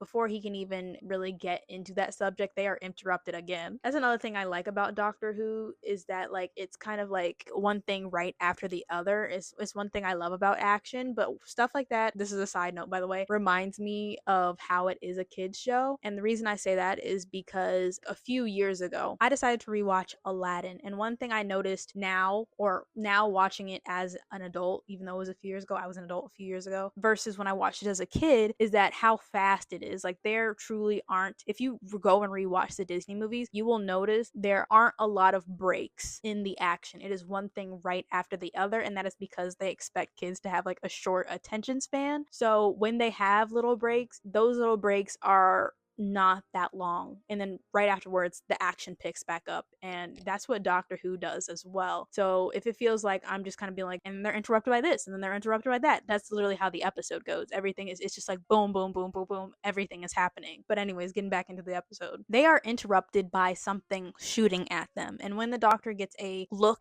at what it is that Cyberman arm that he ended up running into earlier. The doctor suspects that the Cyberman arm and other pieces of the Cyberman are looking for new organic material, because the organic material that is inside the Cyberman is old, decrepit, and decayed. And if you don't know what that means, the human being that was inside the Cyberman is deceased and, again, old, decrepit, and decayed, and it needs a new human being, new organic matter, and so it is looking for a new host, and it wants it to be either Amy or the doctor. So Amy plays distraction, and the doctor grabs the Cyberman arm and is about to deactivate it, and right as he is dealing with it and Amy is kind of standing off to the side, she ends up getting grabbed by the Cyberman head, and before the doctor can even help her, he gets electrocuted by the Cyberman arm and passes out. The Cyberman head actually shoots a dart into Amy's neck. It's a sedative dart, and after this, the head rejoins the rest of the body. And at the end of this scene, what ends up saving Amy is one of the Roman soldiers basically stabbing the Cyberman head and effectively killing it. But before Amy can truly thank her savior, she passes out from the sedative that was just darted into her neck. Once Amy's savior sets her down basically on this table, we get a closer look at him and we realize that it is Rory. It is her fiance who was the one that saved her. The man that was basically deleted and erased and who was never born ever in the universe, right here in like 280 as a Roman soldier. Shortly after this, the doctor ends up waking up. He checks on Amy, says she is fine, and him and Rory have this like funny little exchange because, the doctor is like, yeah, you're not supposed to exist. how are you here? And Rory isn't really able to give him an answer as to why he is here either. In this little exchange the Doctor and Rory are having is interrupted by the Pandorica itself because it is on its last phase. One thing I forgot to mention earlier is that River mentioned that the Pandorica has like thousands of locks on the inside. And so when I say the last phase the Pandorica is opening, I mean the last few locks that are on the Pandorica are unlocking from the inside. And so the Doctor asks River to bring the TARDIS around so that he can get some tools he needs from the TARDIS. So at this point, remember, River is in the TARDIS, the Doctor and Amy are downstairs, and so is Rory. And well, if you remember, there are thousands and billions and millions of starships that are upstairs waiting for the Pandorica to open. And so the Doctor decides to go upstairs and gives my absolute all-time favorite monologue of Doctor Who. I love this monologue that Matt Smith gives in this moment. If you have not seen it, I recommend you go and see it. As an actor myself, I love how he delivers it and how much passion he puts into it. Like, I can't help but smile every single time I hear this monologue. It might not be that amazing to everyone else, but genuinely, it's one of my all-time favorite monologues that I've ever read and heard. So again, I recommend you go and watch this. But this monologue basically scares off the starships. I put that in air quotes because the Doctor says that giving that speech and scaring off the starships as they like fly away from the planet really only gave him about maybe half an hour of time, a little bit more time than he would have had to kind of figure out who and what is happening with the Pandorica. Because right after this speech and after the starships leave, he goes back downstairs and gets back to work. But as he is back downstairs, Amy wakes up and the Doctor makes sure she's okay, and then Amy runs into Rory. And from Amy's interaction with Rory, he realizes that she does not remember him. And this is actually when the Doctor explains to him as to why she doesn't. And of course, he reiterates everything that I've said prior about like him being erased from Earth, but he also says, and I quote, "There are cracks in time. There's going to be a huge explosion in the future on one particular day, and every other moment in history is cracking around it." And then Rory kind of like asks what exploded, what caused the cracks. And then we get kind of like this montage of the Doctor piecing together what actually caused the cracks. And of course, because he's smart, he pieces together what ended up causing the cracks was the TARDIS exploding on June 26, 2010. He doesn't say this to Rory, but he kind of just, again, pieces this together in his brain. That is what causes the cracks. So he's got that out of the way, but even with that, the Doctor still can't really put his mind around what made Rory end up as a Roman soldier, and so he chalks it up as being a miracle. And he encourages Rory to go after Amy and just, that's your girl, so go be her man. I'm going to warn you, we're getting to the end of the episode, so there are going to be a lot of cuts, and then I kind of like summarize the end. So I'm just warning you now. We're going to get a lot of back and forth between different characters at different places. Because remember, the Doctor is downstairs under Stonehenge. Amy and Rory are now upstairs, and River's in the TARDIS. So these are where all our cuts are going to be going. So first we get a cut to River in the TARDIS, and her ride in the TARDIS is very bumpy. She was simply trying to transport the TARDIS to the Doctor downstairs, but the TARDIS actually ends up taking her to Legworth on June 26, 2010. Upon stepping outside, she realizes that something else has been to the house in front of her because she sees scorch marks in the grass, and when she walks upstairs to the bedroom, she realizes that she is in Amy's family home. And in the bedroom, she discovers a book about Romans, and it's not just like a normal book. The Romans that she sees depicted on the front and inside the books are the actual Romans that make up the Legion where the Doctor is, like photocopies. She also discovers a second book, and that book being The Pandorica Opens. And then we get a cut to Amy and Rory. During their conversation, Amy still doesn't necessarily remember Rory, but she starts to cry, and she can't really put a finger on it, but she realizes that she is crying tears of joy for just some odd reason. And this kind of prompts Rory to try to get her to remember him. Then we get a cut back to River calling the Doctor on the phone in the TARDIS, basically telling him that all the Romans are fake. They're literally depicted in the children's book. So is the Pandorica. Like, all of it is fake. All of it is a trap. And during the conversation that River is having with the Doctor, the TARDIS starts to go haywire, and River is no longer in control of the TARDIS. The TARDIS is basically basically flying itself. Then we get a cut back to Amy and Rory, and their conversation, their little reunion, gets interrupted by this high pitched ringing. And the minute this ringing is heard, all the Roman soldiers basically just like power down. Like everyone stops, and then they reactivate again, and Rory is the only one of these Roman soldiers who is actually fighting the activation. He's standing there in front of Amy, just really trying to remind himself that he is Rory. Then we get a cut to the doctor, and he is still on the phone with River, trying to help her gain control of the TARDIS again. And because at this point in the episode I got tired of writing each like cut back to each character, I put them in their own little bubbles. So just know all these scenes that I'm about to say are intertwining with each other, and this is like the end of the episode ish. So, first, starting with River in the TARDIS, River is trying to land the TARDIS so that she can leave. She gave the doctor the information that, the TARDIS is in June 26, 2010, and upon hearing this, the doctor is like, you need to get out of there. I don't care where you go to a different time zone, go somewhere else, but do not land the TARDIS in June 26, 2010.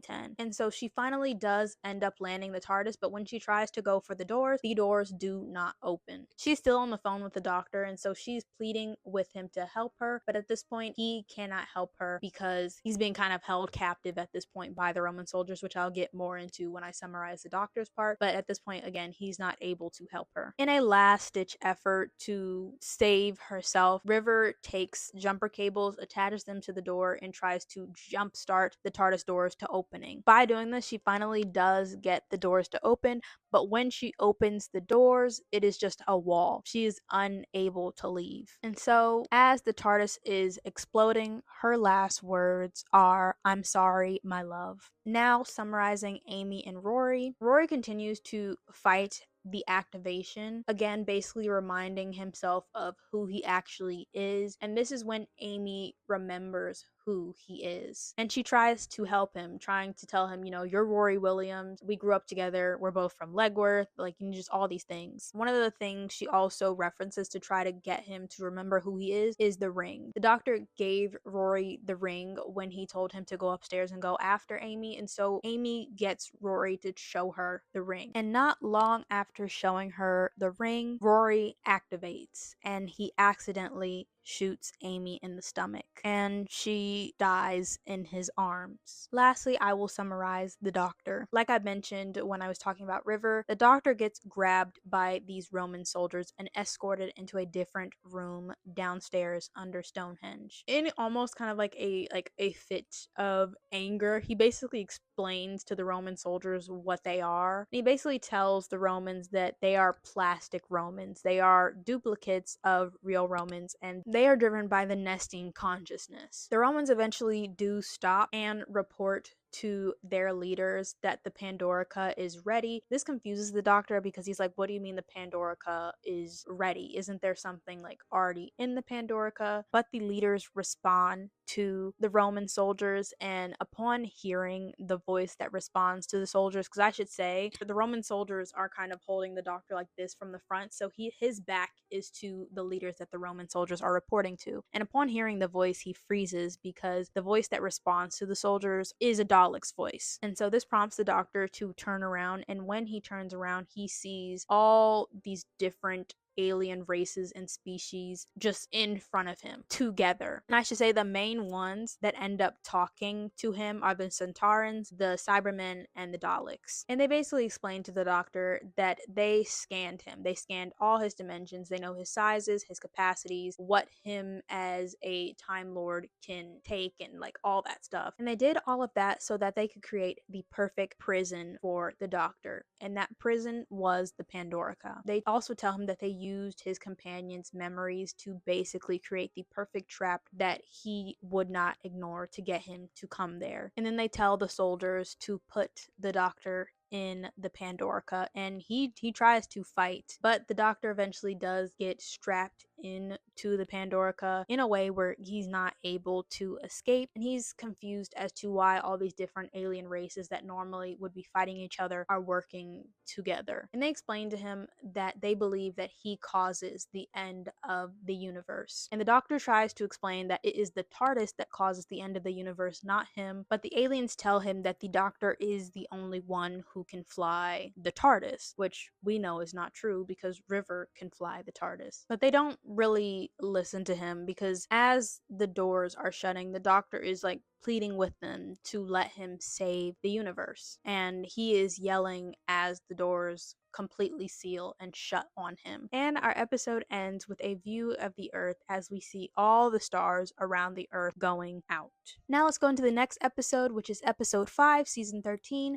The Big Bang. Our episode starts 1,894 years in the future from the point that our last episode ended. We are at Amy's house when she was 7, so it is about 1996 at this point, and she's doing the same exact prayer that we heard her do in season 1, episode 1, the 11th hour, where she's basically praying for someone to come and inspect the crack in her wall. And if you kind of listen to the prayer she gives at the beginning of the 11th hour and this prayer, you will definitely for sure notice some differences. But the main difference you notice is that in the 11th hour, the first episode of season 5, is that her prayer gets interrupted by the Doctor's TARDIS crashing into a shed in, I believe, her front yard or her backyard, and she goes out to inspect it. But in this episode, her prayer gets interrupted because she believes she hears something at the window, but when she looks out her window, she sees nothing. The Doctor is not there. Then we get a cut to Amy, her Aunt Sharon, and a woman named Christine in an office. I'm guessing Christine is like her therapist because of the way she like talks and interacts with Amy. But Christine is looking at this painting that Amy has painted, and she points to the painting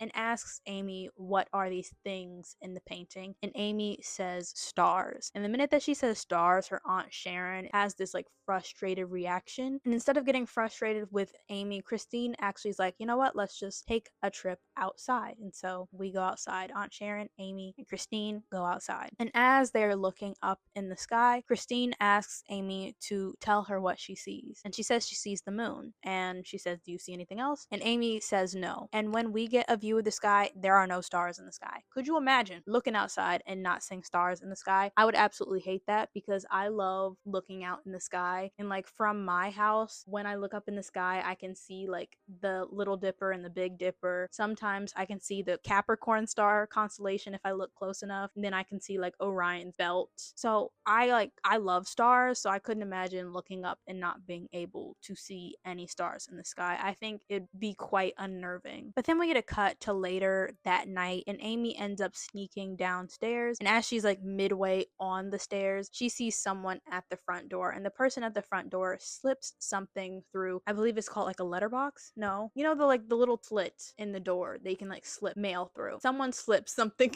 through there. And Amy goes to inspect it, and it ends up being a brochure for the National Museum. And in this brochure, the Pandorica is circled in kind of like a red Sharpie. And at the back of the brochure, it says, "Come along, Pond." Side note, from this point on, I will be calling 7-year-old Amy Amelia just to avoid confusion later on in the episode. So again, 7-year-old Amy is going to be referred to as Amelia, and adult Amy is going to be Amy. So back to the recap. The next day after receiving this brochure, Amelia gets her Aunt Sharon to take her to the National Museum, and right away when she's in the museum, she basically is pulling her Aunt Sharon to the Pandorica, and when her aunt is moving too slow, she lets go of her hand and she goes to the Pandorica by herself, and she's standing in front of the Pandorica basically looking at it when someone steals her drink. And so she's looking around for the person who snatched her drink, and she is unable to find him. And when she looks back at the Pandorica, there's a note on it, and the note reads, "Stick around, Pond." And so Amelia ends up hiding in the museum until the museum is closed, and once she knows that the coast is clear, she goes back up to the Pandorica, and this time she actually touches it. And immediately after touching it, the Pandorica activates, and when it opens, we see an adult Amy inside. And then straight away after this, we get a cut 1,894 years in the past, and we see Rory sitting on the ground with Amy's body in his lap. And as he's kind of just sitting there mourning his fiance and talking to her, the doctor appears. And he tells Rory, yes, Amy is dead, but she's not completely dead, and also that he needs to get him out of the Pandorica. And so the doctor hands Rory his screwdriver, and then he disappears again. Rory listens to the doctor, and so he goes downstairs, uses his sonic screwdriver to open the Pandorica, and when it opens, surprise, surprise, the doctor is in the Pandorica. And of course, the doctor is completely confused as to one, how Rory was able to open the Pandorica, and two, why he has his sonic screwdriver, but he also gets distracted by what he sees around the room. And when the camera pans out, we basically see all these, what you could call fossils of these aliens that were there when the doctor was sealed in the Pandorica. The doctor basically explains that these fossils are snapshots of what the universe basically used to be, and the universe is now experiencing a total event collapse. He says the universe literally never happened, so all those aliens never even existed. And so if that's the case, Rory kind of points out, like, how are they alive? And the doctor said it's simply because they are in the eye of the storm. Then they go upstairs to check on Amy, and we get this kind of funny scene. I mean, it's not funny to Rory, obviously, because the doctor is basically like, your girlfriend is not as important as the universe, and that obviously prompts Rory to punch him. But the reason I say this scene is funny is because, like, how he was able to fool Rory. Like, of course the doctor cares about Amy. The only reason he's dealing with you is because he likes traveling with Amy, right? Like, the only reason you got in this club is because of her.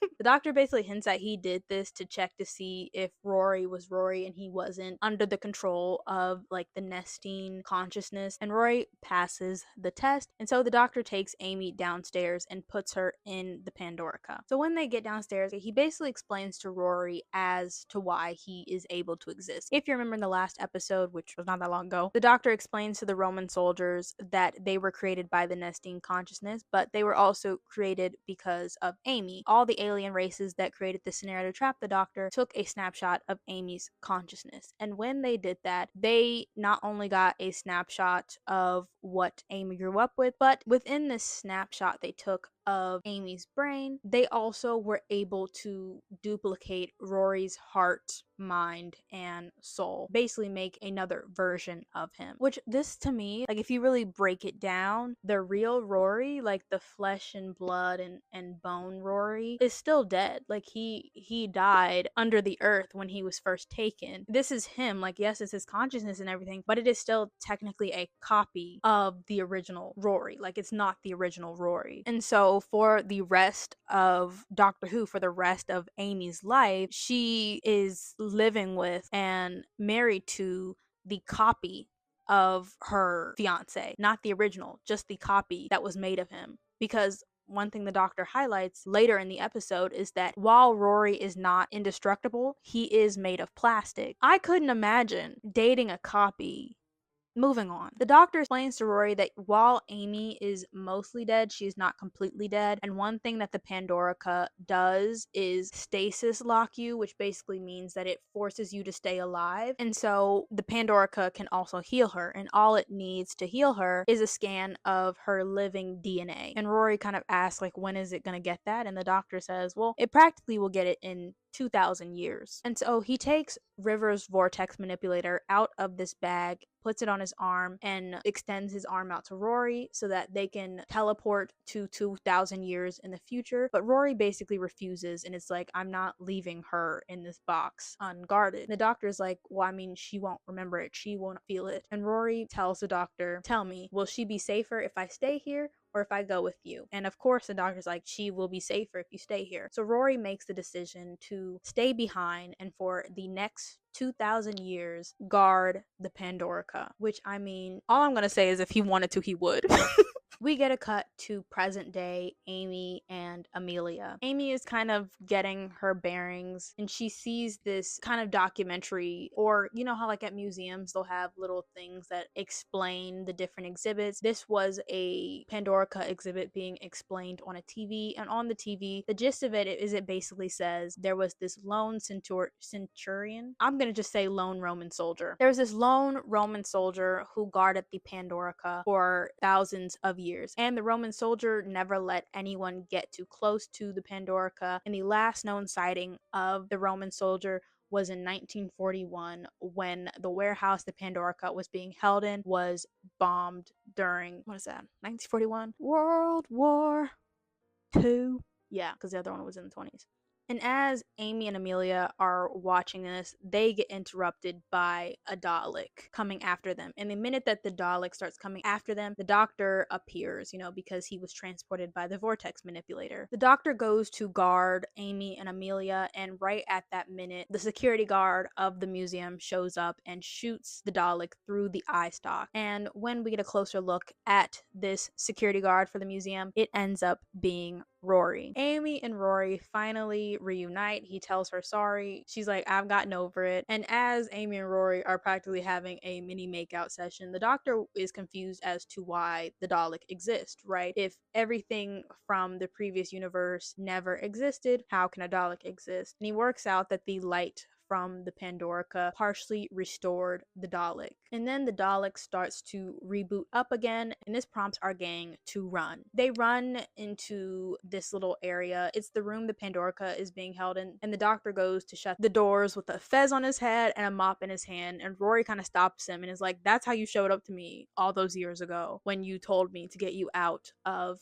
the Pandorica. And so this kind of prompts like a little back and forth that I will summarize because this is one of my like favorite parts of the episode. I've kind of been hinting at it, but I just like I want to zero in on it more. Now that we have the other half of the story, I mentioned that someone left a note at the door. I mentioned the doctor showed up to Rory and all these things, and now it's coming full circle as to how all of that stuff happened. And so the doctor uses the vortex manipulator to set everything right. He travels back in time to tell Rory to get him out of the Pandorica and gives him his sonic screwdriver. He also tells Rory to leave his sonic screwdriver in Amy's top pocket. He also uses the vortex manipulator to go and deliver the brochure to Amelia so that she knows to come to the museum. He is also the one who ended up snatching her drink earlier in the day and gives this drink to Amelia, and also goes back in time again to leave the note on the Pandorica telling her to stick around the museum. I love when movies and TV shows do that. It's kind of like stuff happens and they don't explain it till later. It's one of the reasons I love the like Knives Out series that is starting to be formed. There's only 2 movies at this point, Knives Out and Glass Onion, but that's one of the things I love about those movies is like how everything just kind of comes full circle. But after doing all of this, they start to head upstairs and they are interrupted by the doctor appearing at the top of the stairs. And this doctor is beaten and battered, and he falls down the steps and lands right in front of what I will call the present doctor. So for this little scene, I will say the beaten doctor and the present doctor. The present doctor is the one with the fez, and the beaten doctor is the one who fell down the stairs. The present doctor goes to check on the beaten doctor because again, he don't look good and he just fell down the steps. And the beaten doctor opens his eye, grabs the present doctor, and whispers something in his ear before passing out. Amy asks if the beaten doctor is dead, and the present doctor tells her yes, and that he has 7 minutes. And Amy is like, 7 minutes to live? And the doctor is like, yes, but he is not necessarily concerned with that. Every time she's asking these questions, he's kind of like, let's get a move on it. And I mean, Amy and Rory are, still taken back by the fact that in 12 minutes the doctor is going to die, and that a dead version of the doctor is laying right in front of him. And the present doctor is like, that doesn't matter right now because the universe is still collapsing. It hasn't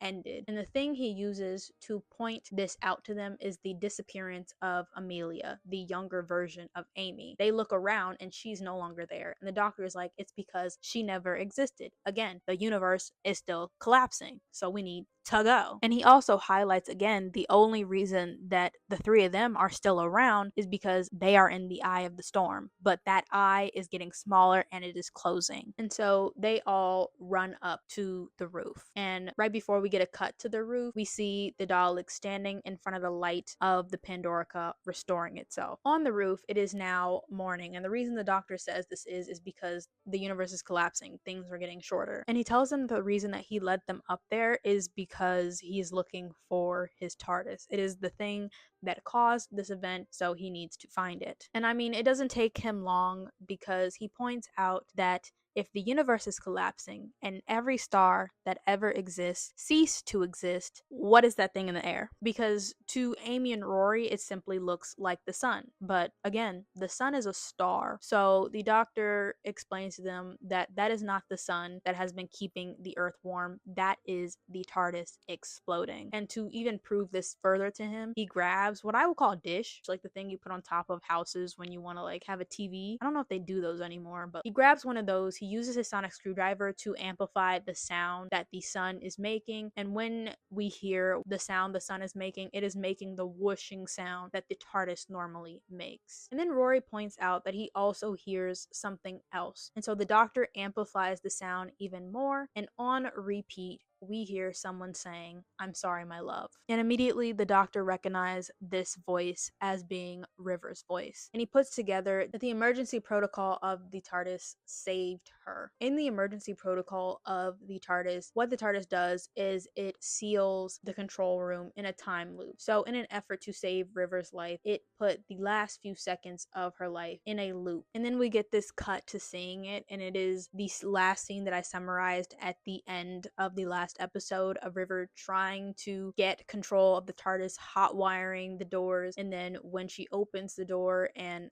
she meets Awal again, she says, "I'm sorry, my love," and the TARDIS explodes. And in the episode, we actually get to see this loop a few times, and on the last time we see the loop, as she is running through the doors, the Doctor is there, and he uses the vortex manipulator to teleport them out of the exploding TARDIS and back onto the roof where Amy and Rory are. Then we get this funny scene where Amy and River team up and they steal the Doctor's fez and shoot it off of his head. I just love this scene because I actually have over there, I'll take a picture of it. The Doctor with the fez and the mop is one of my favorite pop figures. Now thinking about it, I don't know why it was so hard for me to make this decision, because I literally have the pop figure of the Doctor with the fez, and then I have a pop figure of Rory the Roman. I guess younger me knew, because I haven't collected pop figures in years. Younger me knew what my all-time favorite episode was before I did. Funny how that works. Anyways, their little reunion gets cut short because the Dalek decides to fly up to the roof and start shooting at them again, and so they run back inside, and the Doctor points out that he has about 4 minutes left. And again, the Doctor also tries to put together why the Dalek exist. Yes, he knows that it is from the light of the Pandorica, but why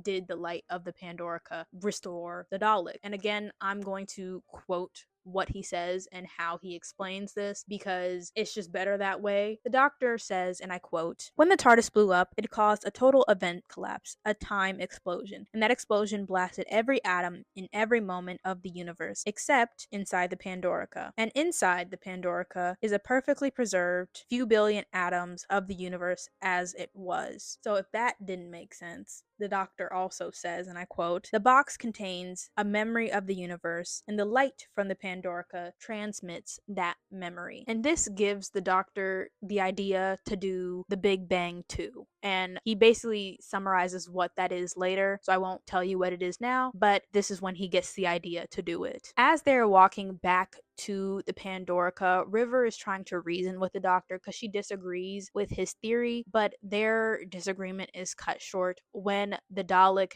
that was upstairs shoots the Doctor.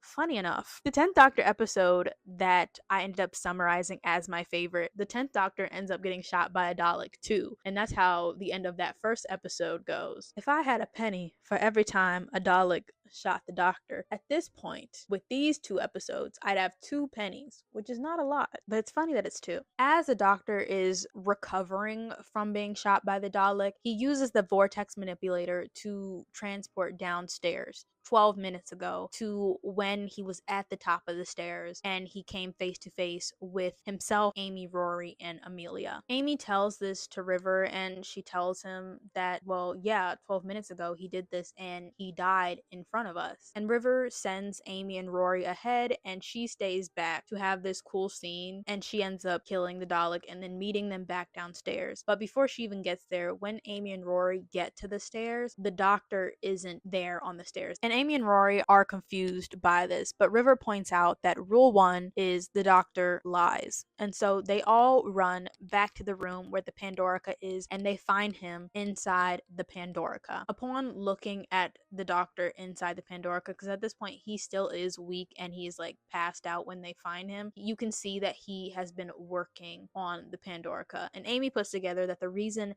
that he lied was so that they could be a distraction to the Dalek, so that he could be downstairs working on the Pandorica. And at this point, River finally understands what the Doctor meant by Big Bang 2. And again, I will quote to you how she explains what Big Bang 2 is to Rory and Amy. The TARDIS is still burning. It is exploding at every point in history. If you threw the Pandorica into the explosion, right into the heart of the fire, the light from the Pandorica would explode everywhere at once. Basically, it would create a restoration field powered by an exploding TARDIS happening at every moment in history. Then River goes to Amy to go and tell her that the Doctor wants to see her to say goodbye to her. Amy is confused by this, and River basically tells her, to execute this plan, he has to fly the Pandorica into the heart of the TARDIS, into the exploding TARDIS. And by doing this, it would seal all the cracks in the universe, but it would also put him on the wrong side of all these cracks. And he would be trapped in the never space, which is the void that exists between worlds. And by being there, all memory of him would be erased from the universe, and he basically would never have been born. So Amy, of course,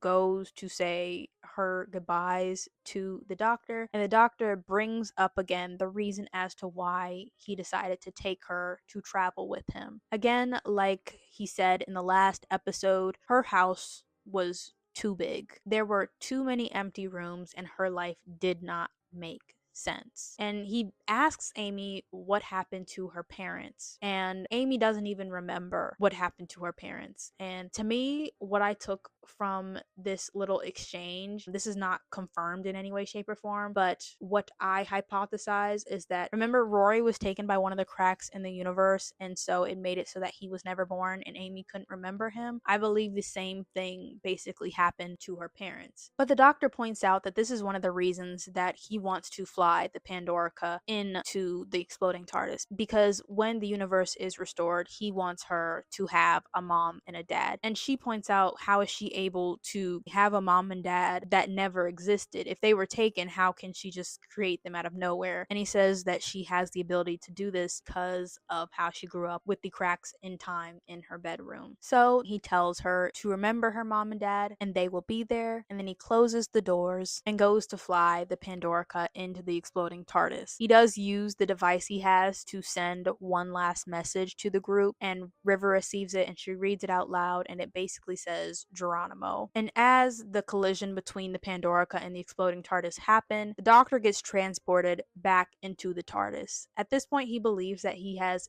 escaped being trapped on the outside of the universe, but upon further inspection, as he gets off the floor and walks around, he notices that he's actually been transported to a week before the events of what is happening to him now. And he sees him and Amy in the TARDIS going to Space Florida, and he realizes that he's being rewinded on his own time stream because his time stream is unraveling and being erased. Then next, he gets transported to 3 weeks before that event, where he sees Amy leaving this note on this house. He tries to call out to her at this point, and she kind of hears him, but then again doesn't completely hear him. And then he gets transported further back in time to when they were climbing out of the Byzantium trying to escape the Weeping Angels. And at this point, he is actually able to make contact with Amy, and so he goes up to her and he tells her to remember what he told her when she was 7. And then lastly, he gets transported back to 1996 when Amy was 7 on the night that she waited for him. And he goes out to the yard and he sees Amelia laying on her suitcase, and he takes her inside, tucks her into bed, sits in a chair next to her, and starts to tell her a story. He tells her a story about the TARDIS and about him being a madman with the box, and kind of reminisces on everything they've done and everything that at this point now will never happen. Then he kisses her goodnight and he leaves through the crack, because one thing he says is that the cracks in the universe can't completely seal until he's on the other side. So instead of seeing the rest of his life unravel, he goes back through the crack. Then we shift to older Amy on the morning of June 26, 2010, and it is the morning of her wedding day. She is like in bed, just stretching and just waking up when her mother walks in the room to bring her breakfast. And Amy is completely surprised by this. And her mother's like, "Why are you surprised that I'm your mother?" And Amy's like, "I don't know." And then she also has the same exact reaction to when she sees her dad downstairs. And of course, we know it's because in the other version of reality, she didn't have a mom and dad. So now that she does have a mom and dad, part of her brain remembers that version of reality. And so it's getting used to that. But then we get transported to the reception of her wedding. She, Rory, her parents are, and everyone else in her, I think it's called a bridal party. I don't know. I've been to one wedding and I was like 6. But they are all sitting up at the front of the room, and Amy's all happy, but then she like catches a glimpse of River outside, and that causes her to pause. And then she starts crying and she doesn't understand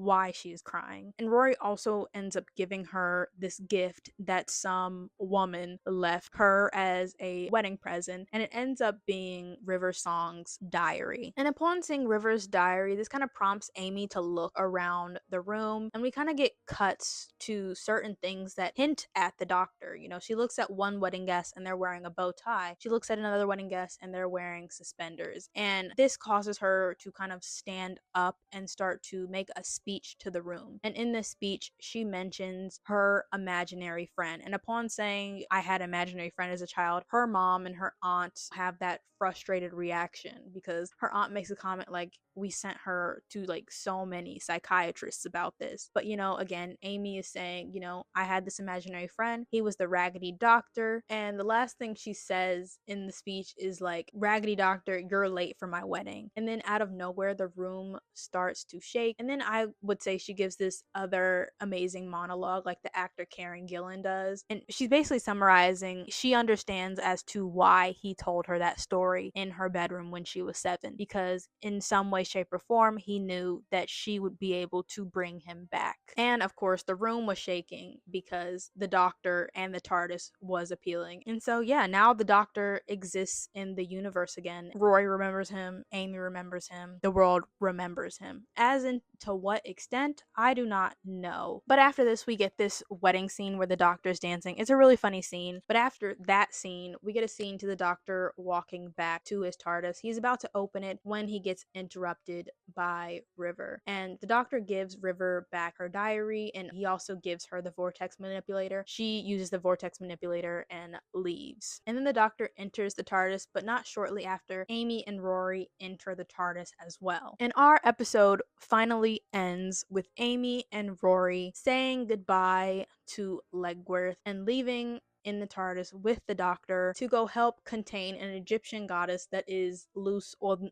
the Oriental Express, which I think is funny because there's an episode in the 12th Doctor season where they deal with a mummy, I believe, on a version of the Oriental Express, but I digress. Thank you so much for watching this video. Like it if you like it, subscribe if you want to see more of me. I hope you have a good weekend, weekday, weeknight, and bye!